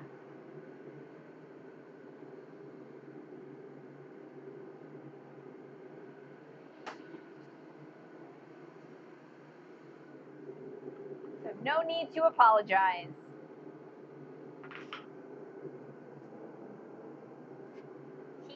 Heat. Like I said, I really am happy with the amount of heat that I'm getting out of the forge with it bricked up like that. There was a chance that I was not going to have, or that I was going to have too much propane and not enough burn. So when I have too little space, I end up with a lot more propane and a lot less space to heat. So the propane doesn't burn enough. And then there's just floating propane everywhere. So I think this is a lot more efficient, and I think that it's working well. I think I'm probably gonna keep on working it like this, even when we're done with this larger piece of stock. Because I think I'm gonna get a much hotter heat on even smaller pieces of stock. So I'm really happy with that. Really happy with that. Let's see. Whew. Very warm today. So like I said, I think we're not going to get a full hole through this piece of steel.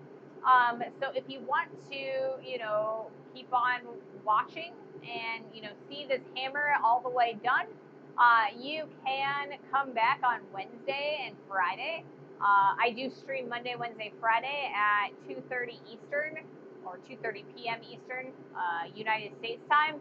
And then you could also look me up on YouTube. I will have the VODs posted there on the weekday, or I guess the business day after they air live. And then I also do edited versions. So if ever you're looking for a stream and it is no longer on the channel, because it's greater than 30 days, I mean, look me up on YouTube. So, yeah. We've got shorts coming out 5 days a week, and then I do a long form edited video on Wednesdays. This Wednesday is going to be the edited version of us making the coal forge, and that's really exciting for me. That's the fabrication of that coal forge. So look for that on Wednesday. Those usually come out at 10 a.m. Central Standard Time, so 11 a.m. Eastern U.S. time.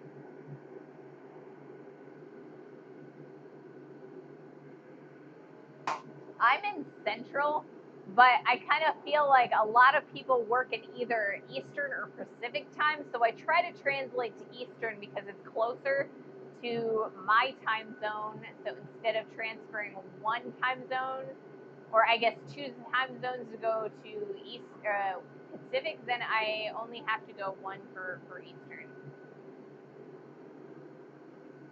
Plus, a lot of you guys are European, so Eastern is a lot closer to you guys' time zone.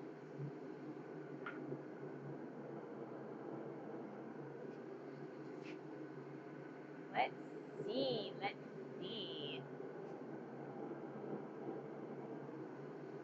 All right, I think we're gonna do another heat. Let me look to make sure that I've got 13 minutes until my next ad, so I think we're good. Let's do another heat.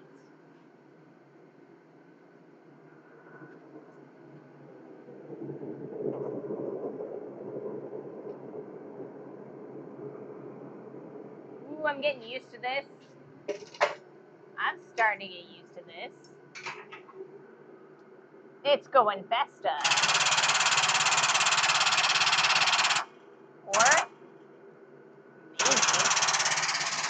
It's not going faster.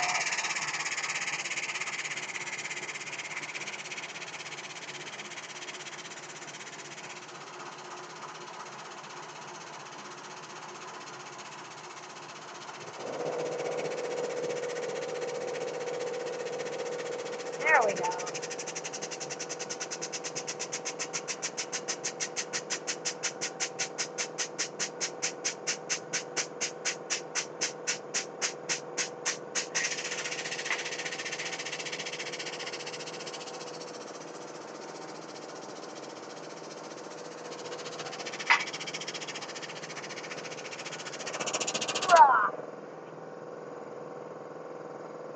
Slowly, slowly, we are creating a hole through this block, and you can kind of see that we're getting some bulges. So that's really nice.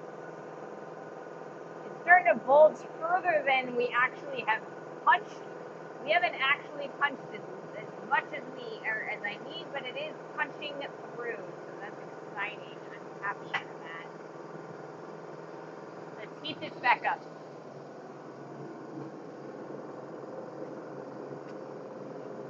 There we go.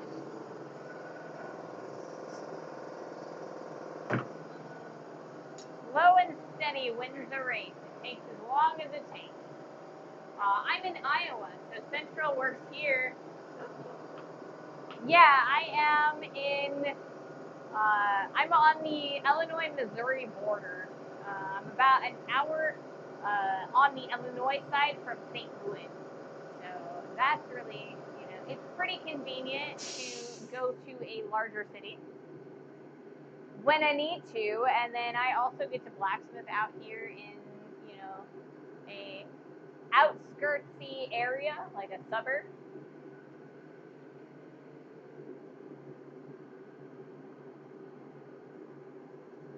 But I grew up in a place called the Quad Cities. So you may have heard of it. It is Moline, Rock Island, Davenport, and Bettendorf. And then the various other mini cities all around that, like East Moline and, let's see, what's another one? I grew up on the Illinois side, so I don't remember like as many as the Iowa side ones. I think DeWitt maybe. Eldridge. There's another one. I'm jealous of your proximity to Waffle House. Yeah, I'm actually pretty close to Waffle House. There is one about 10 minutes away from me. It's not a very good one. My partner says that Waffle Houses are run by cockroaches, and that one particularly, I believe him. I've been through there many times over the years. Grew up in the Chicago area. Is this a bad hurricane? The Waffle House is open, so no. Yeah, the Waffle House is definitely, a way to kind of determine how bad the storm is coming, or how bad it's going to be as it comes. There's a part of me that wonders if there's not a Waffle House near the Texas flooding area. But yeah.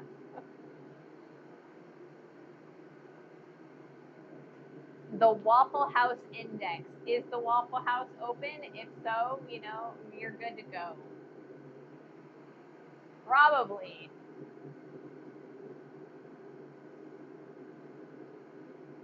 This is my third. And it's finished. Goodness gracious, I'm sweating a lot today.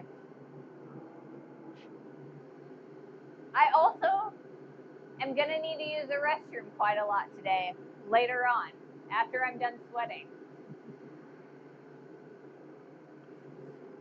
Maybe later in the stream, I might have to take a bathroom break. We'll see.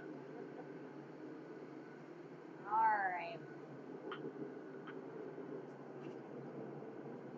I am going to flip this piece over so that we can get the other end all nice and hot.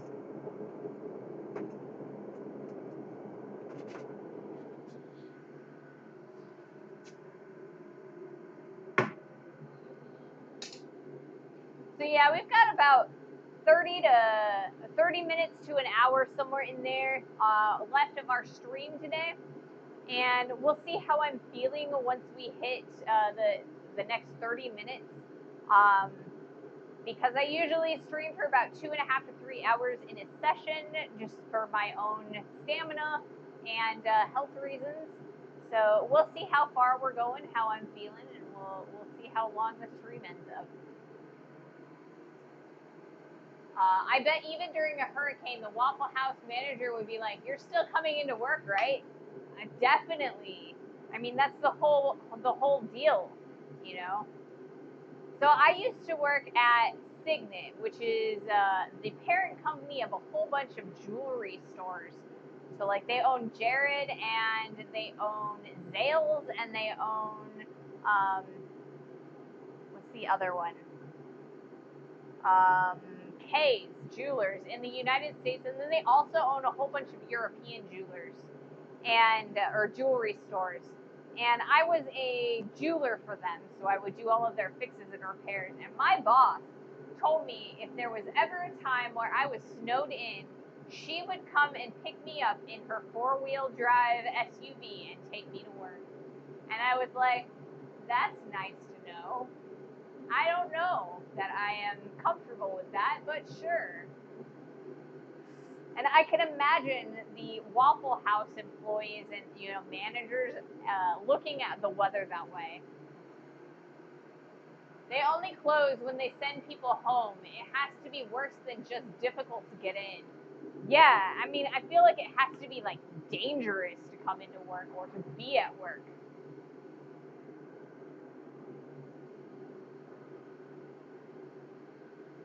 Dangerous. Sounds like here, but the boss is. Oh, what just happened? Well, that's not pleasant. What's happening?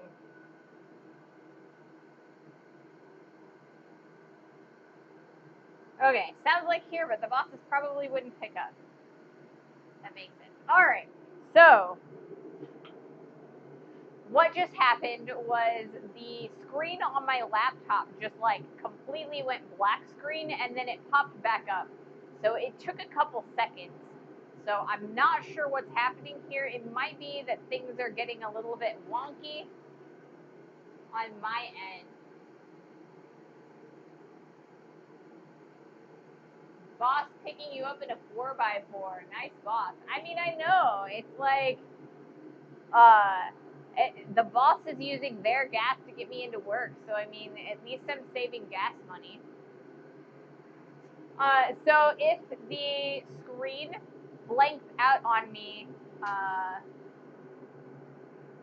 again, or like, I'm hoping that it doesn't blank out on me like completely, but we'll see. I will do my best. I'll let you know when I can. I'll keep you posted on the state of the stream. I don't know why the CPU usage is under a quarter, so it doesn't make any sense. I think it's just slow for whatever reason. All right, I think we're gonna do another heat while I've got you. Let's do this. There we go. That was weird. Very weird.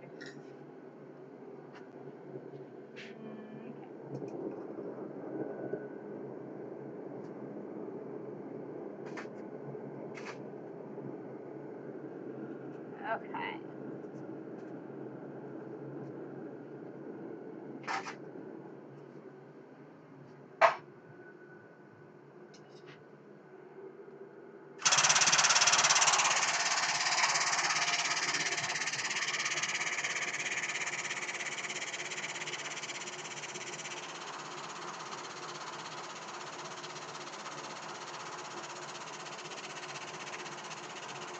Here we go.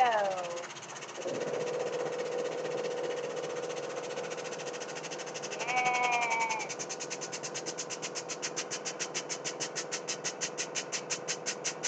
Wish for me.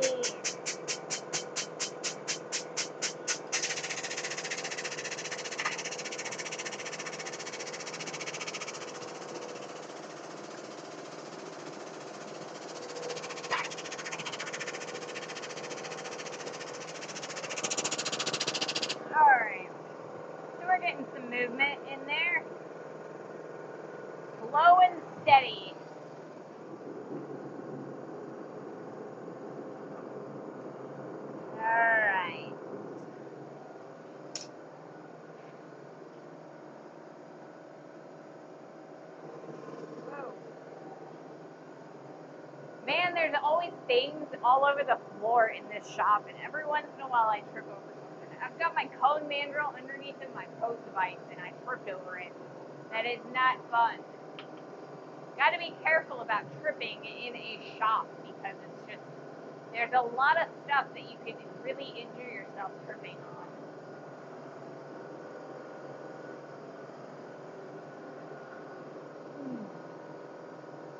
Let's see. So I am starting to think that I'm probably going to end the stream at the 2 hour or 2.5 hour mark, just to keep my laptop happy and then also to keep my body happy. It's really hot, and so I think I will need to take a break in about, the next 20 minutes or so. For the very few, Stone Teddy wins the race. Yes, Stone Teddies do win the race.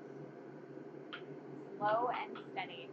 And I mean, I was talking to Tom Lotney about just doing demos and things, and how sometimes when you're doing a live demo, it just takes longer than when you are like to do a project. It takes a little bit longer than when you're doing it just on your own. And so when you're explaining that you need to take another heat, it's like you can't say I need one more heat, because it's one more heat and then another heat and then another heat and another heat, and it takes as long as it takes. So I mean, that's kind of how I have to live my life nowadays. It takes as long as it takes, and I have to allow myself to take the time I need to complete these projects. Oh yeah, I'm done. I don't have any more water left. I need to drink some more, but I also don't want to drink some more. I'm not anticipating, or I mean, I am anticipating having to use the bathroom quite a lot, and I don't,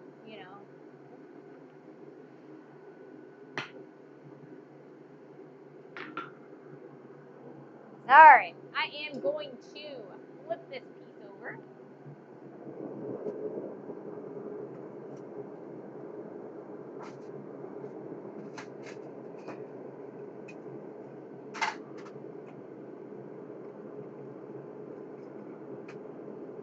Yes. This piece of steel is working out pretty well. Pretty happy with it. It's moving. It's getting a pretty good heat going with the forge. You know what? I keep reaching for this. Maybe I should just like bite the bullet and refill it.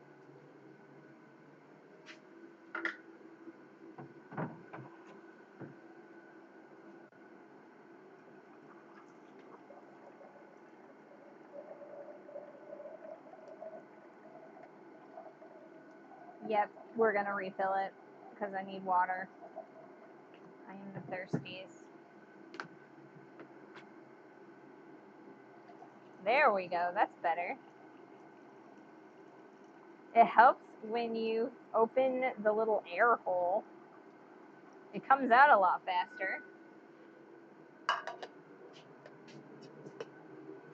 There's like a little air hole in the water jug, and I had it closed, and I didn't realize it, I guess. I will have to go to sleep. I will be early tomorrow. Have a nice day. Well, thank you for joining us, Sandwich, and I'll see you later. Have a great night. Sleep well.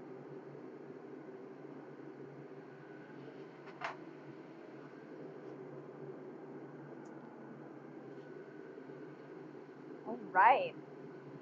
So this piece is doing pretty darn well. I'm pretty happy with it.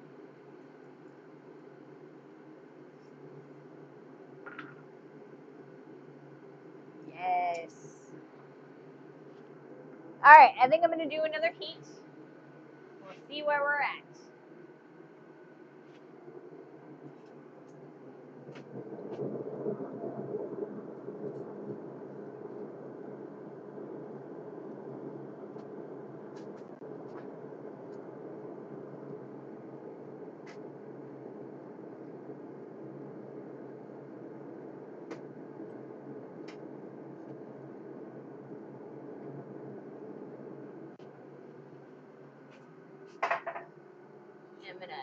spin this around 90 degrees, or I guess 180 degrees.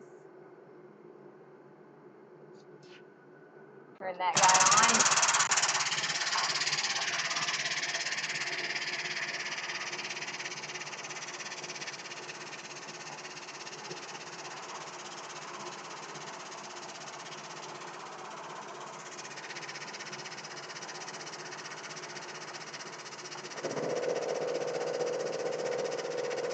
Gonna come down, there we go.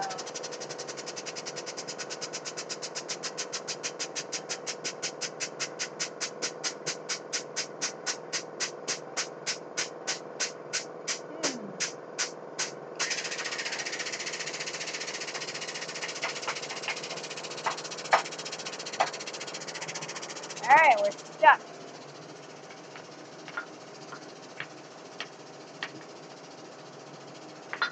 Whoa. I need to grab this off the floor.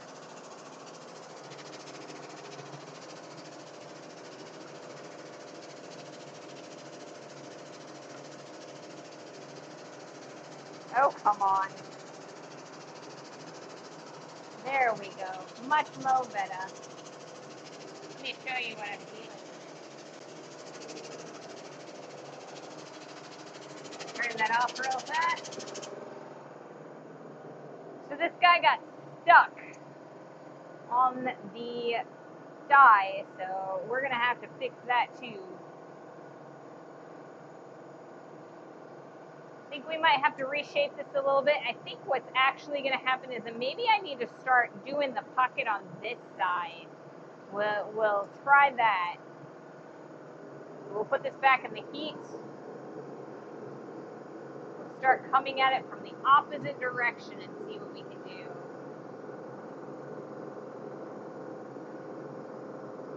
Come on.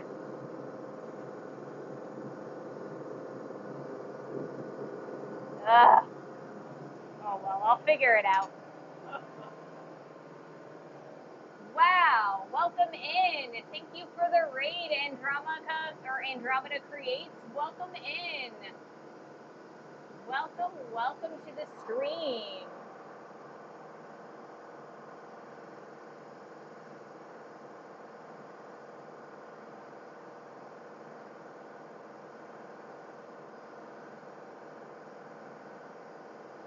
Glad to be here. Awesome. I'm glad to have you.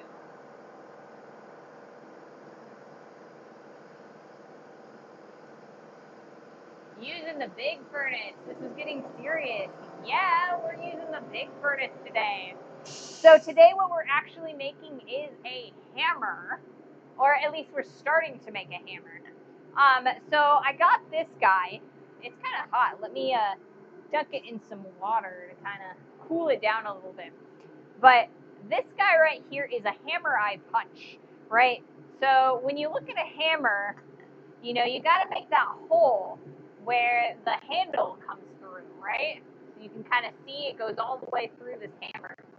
And so that's what we're actually actively doing right now. We are making the hole for the hammer. And this is a tool that allows me to punch that hole. It's called a hammer eye punch.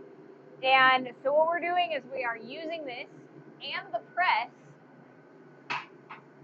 to move that material. It's kind of slow going because we're using a piece of steel that is 4 inches long by 1.5 inches wide and 2 inches tall. So that is quite a big piece of steel. It takes a little while to heat it up. But yeah, welcome to the stream. I will definitely show you several more, passes before we close up shop today. And I'm glad you guys have joined us. Welcome and welcome. How did they make the hole in the hammer eye punch? That I'm glad you asked. Give me just a moment. All right. So this guy right here is called a hammer eye drift, right? And this started out at about this size, It was about 3/4 of an inch, and this is a flutagon. It could be a square piece of stock, but this particular one is fluted. Anyway, so it started out about a foot long, and we kind of upset it and made it a little bit shorter, and then we drew it out. So right now, what we do with when you don't have a hammer eye punch is you take a piece of like just long stock, and you kind of taper it down. You can kind of see that it's kind of tapered down, and then what you would do is you would hold on to it like so, and then you'd hammer that through the eye of the hammer eye punch. So this is a tool that is also used to kind of support the hole. After you've punched the hole, you kind of have to mess around with the different faces of the hammer, to kind of make some chamfers, similar to like, you've kind of got like uh, those diagonals there, so you don't want to squish the hole when you're working on this part or like other parts of the hammer. So if you're not using this to punch a hole, what you're doing is you're using it to support the hole that you've already punched. So we made this one ourselves, and then the one that I'm currently using to make the punch, this guy, I bought this at the Indiana Blacksmith Association conference. So I cleaned this one up. It was covered in rust. This handle was kind of splintery. It was really dry. So I cleaned it all up and I put it back into circulation. So that was last week's project. So, like I said, this week we are making a hammer. So it is the summer of tool making here at Ray's Smithy. So, I stream Monday, Wednesday, and Fridays at 2:30 Eastern. And all summer long, we are going to be making tools. So, like I said, today we're making a hammer. After the hammer's done, we're going to make we're going to make an axe drift, and then we're going to start making an axe. So you got your wood cutting axe, and that's what we're going to make. All the tools to make that axe, and then by the end of the summer, I'd like to make an axe. You need to have a hammer to make a hammer. Well, I mean, in all technicality, I could, or if I didn't have a hammer, I could pick up a rock or a piece of concrete, or just a chunk of steel, and I could by hand use that to make whatever I needed to. The handle, all it does is make it more convenient, right? So I could just pick up a chunk of steel like this one right here, and I could use this to hammer, like Sandwich was saying earlier in the stream. um, you can just like use a hammer without a handle. You just have to throw it precisely.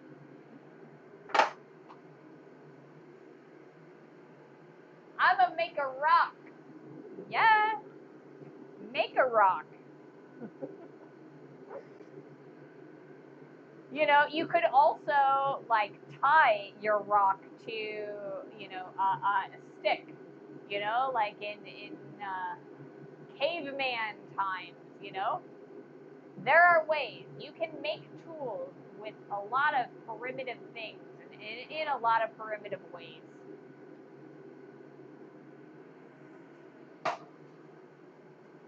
Man, I need a hammer to make a rock. Yeah. The definition of a hammer is quite loose. It definitely is. It's just like, something to hit something else with, and that could be a hammer. And I mean, anvils are also incredibly loosely defined. I mean, you can just anything like any piece of steel or a hard object can be used as an anvil to kind of hammer onto to form and shape pieces of steel. So, you can start blacksmithing for dirt cheap, literally, if you really want to. Not that I recommend it, because if you do that, you do the really primitive stuff, you're going to end up hurting your back and your wrist. over time. So I do recommend having a level of sophistication, and that level is up to you. You know, the more sophisticated your equipment, the easier it makes it to make pieces of art. So I always recommend blacksmiths spend a lot of time making tools to make tools to make tools. Exactly. I have this habit of anytime I start a new project, I make a new set of tongs. And that's what these guys are called right here. It's just like you open and close, and this is how I pull the steel out of the kiln, or I guess the forge. So, if I'm using a new size stock, I have a tendency to make a new pair of tongs that specifically fit that piece of stock. So that way I got a really tight fit and I'm less likely to drop my steel. Because I already drop my steel way more than I like. So I want to have the least amount of chance to drop things. Because anytime I drop a piece of steel, I have a chance of setting myself or another object on fire. Alrighty, so I am going to take another heat. So we're going to change cameras real fast. We've got a little inset so you can kind of see what I'm up to. I drop things every chance I get. See, I always try not to drop things as much as I possibly can. Definitely as much as I possibly can. Oh, come on.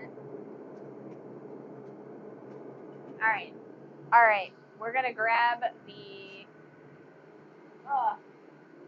the glove again.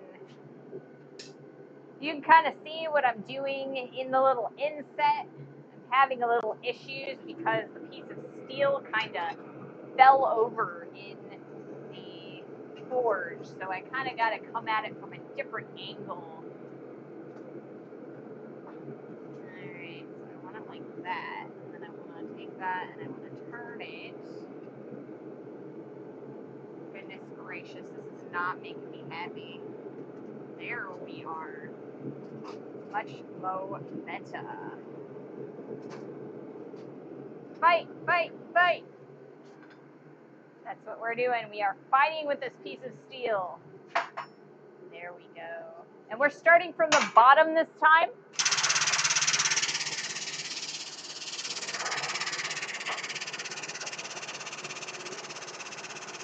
Alright, so let's see what we can do here.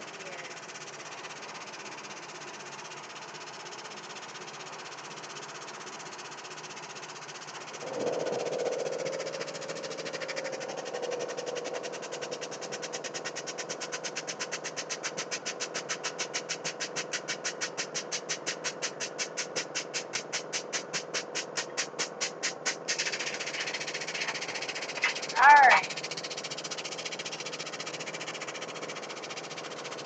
Something's burning, I can smell it. What it is, I don't know. So I need to go looking for it now.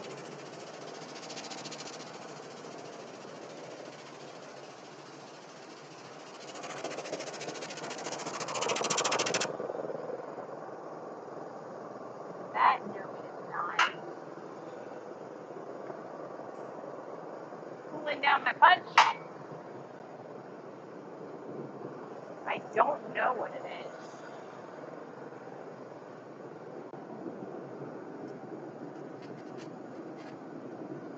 I just like, no, I don't smell it anymore.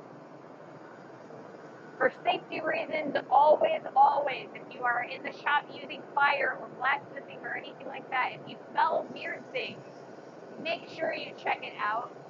You never know what you're going to set on fire, and it is essential that you for safety reasons, you figure out what it is. But also the tools blacksmiths make are perfect tools for the job. Exactly. I don't have to hope that the big box store is going to have the tool that I need. I can just make it myself.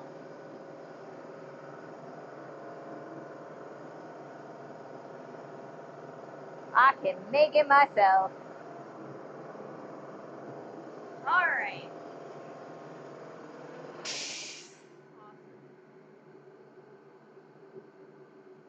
I still am not entirely sure, like, what that smell was. It smelled like maybe one of my hoses was like starting to melt a little bit. Breaking up or getting furnace interference. It could be either one. I know that I have some issues with the receiver for my lav mic sometimes. Um, so I apologize for that. It is on the list, but it's kind of lower on the list. My top priorities right now are a new laptop and the new van that we are going to be purchasing for field trips. Mostly because we need another car. Um, my partner's car died, and so we need another vehicle. So that's where the money is going at the moment. So we will eventually be getting a new sound solution, but unfortunately, it is third on the list right now. All right.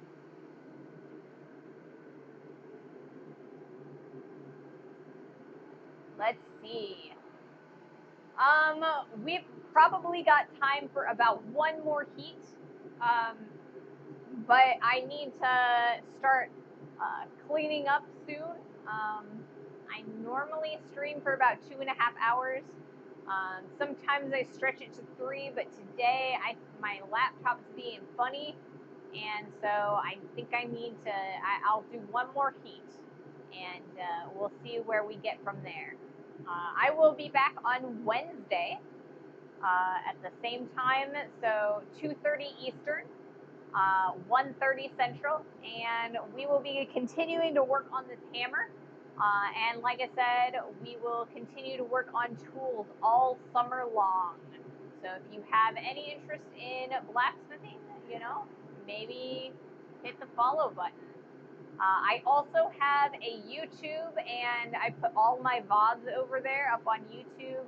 I do short content there, and I also do condensed edits of all my projects, and then also edits of interviews and trips that we take to blacksmithing conferences. So if you are interested in blacksmithing, maybe check out the YouTube channel, and that is linked on the Twitch page. If you guys have anybody you would like to raid, please let me know. Otherwise, I will take a look, see if any of our friends are on. Otherwise, we'll make some new friends. So thank you all for joining me today. It has been a blast today, even though it's hot and icky and humid. I always love spending time with you guys and in the shop.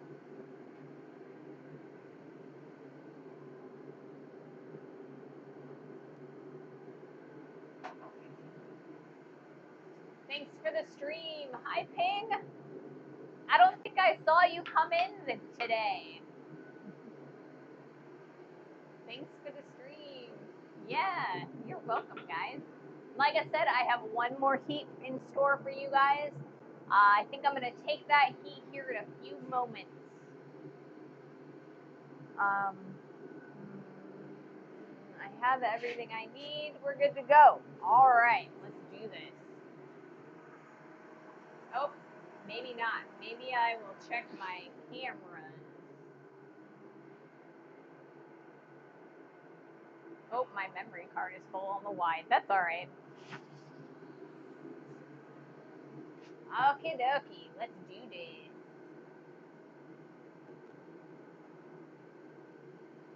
So you keeping working on this off stream, or are you going to cool it down for the next time? I am going to cool it down for the next time.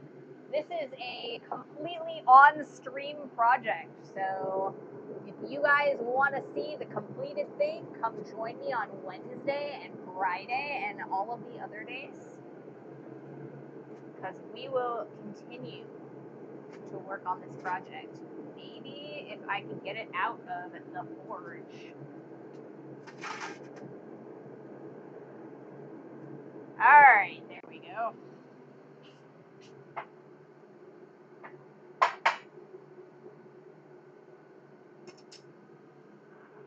Raw.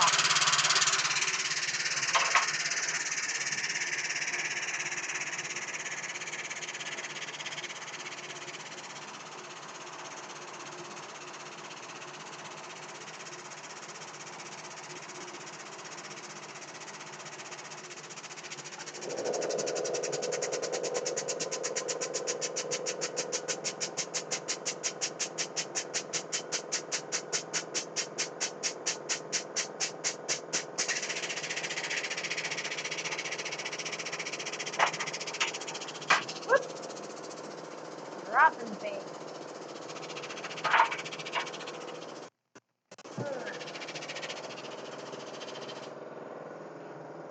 And you can kind of start seeing that hole that we are putting in there. The new hole we're starting. So we've got two sides of this hole starting and they look pretty even. So that's pretty exciting. Alrighty. So I'm going to put this over here on the anvil so it can cool down.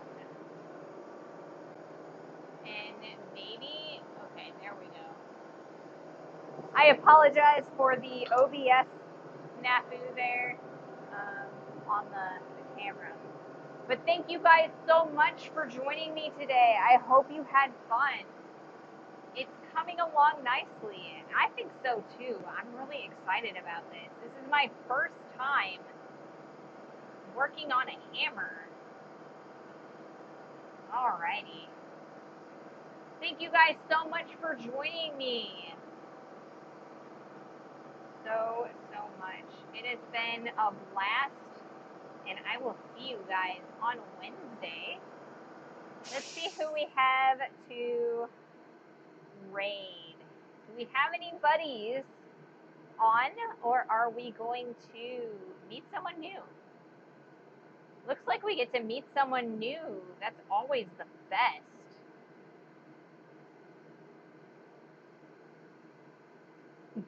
Take care. See you soon. Thanks for the stream. Yeah. Thanks for joining me. Who do we got? Ooh.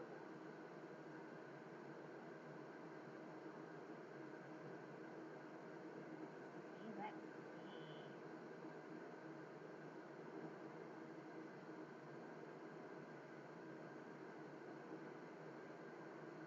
Let us raid.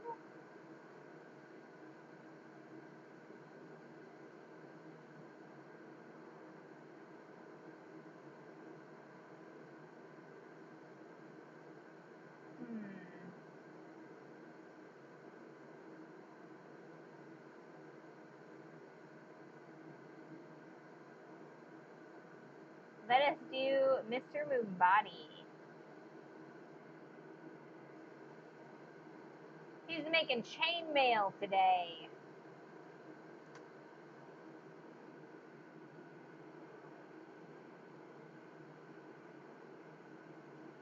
Chainmail, chainmail.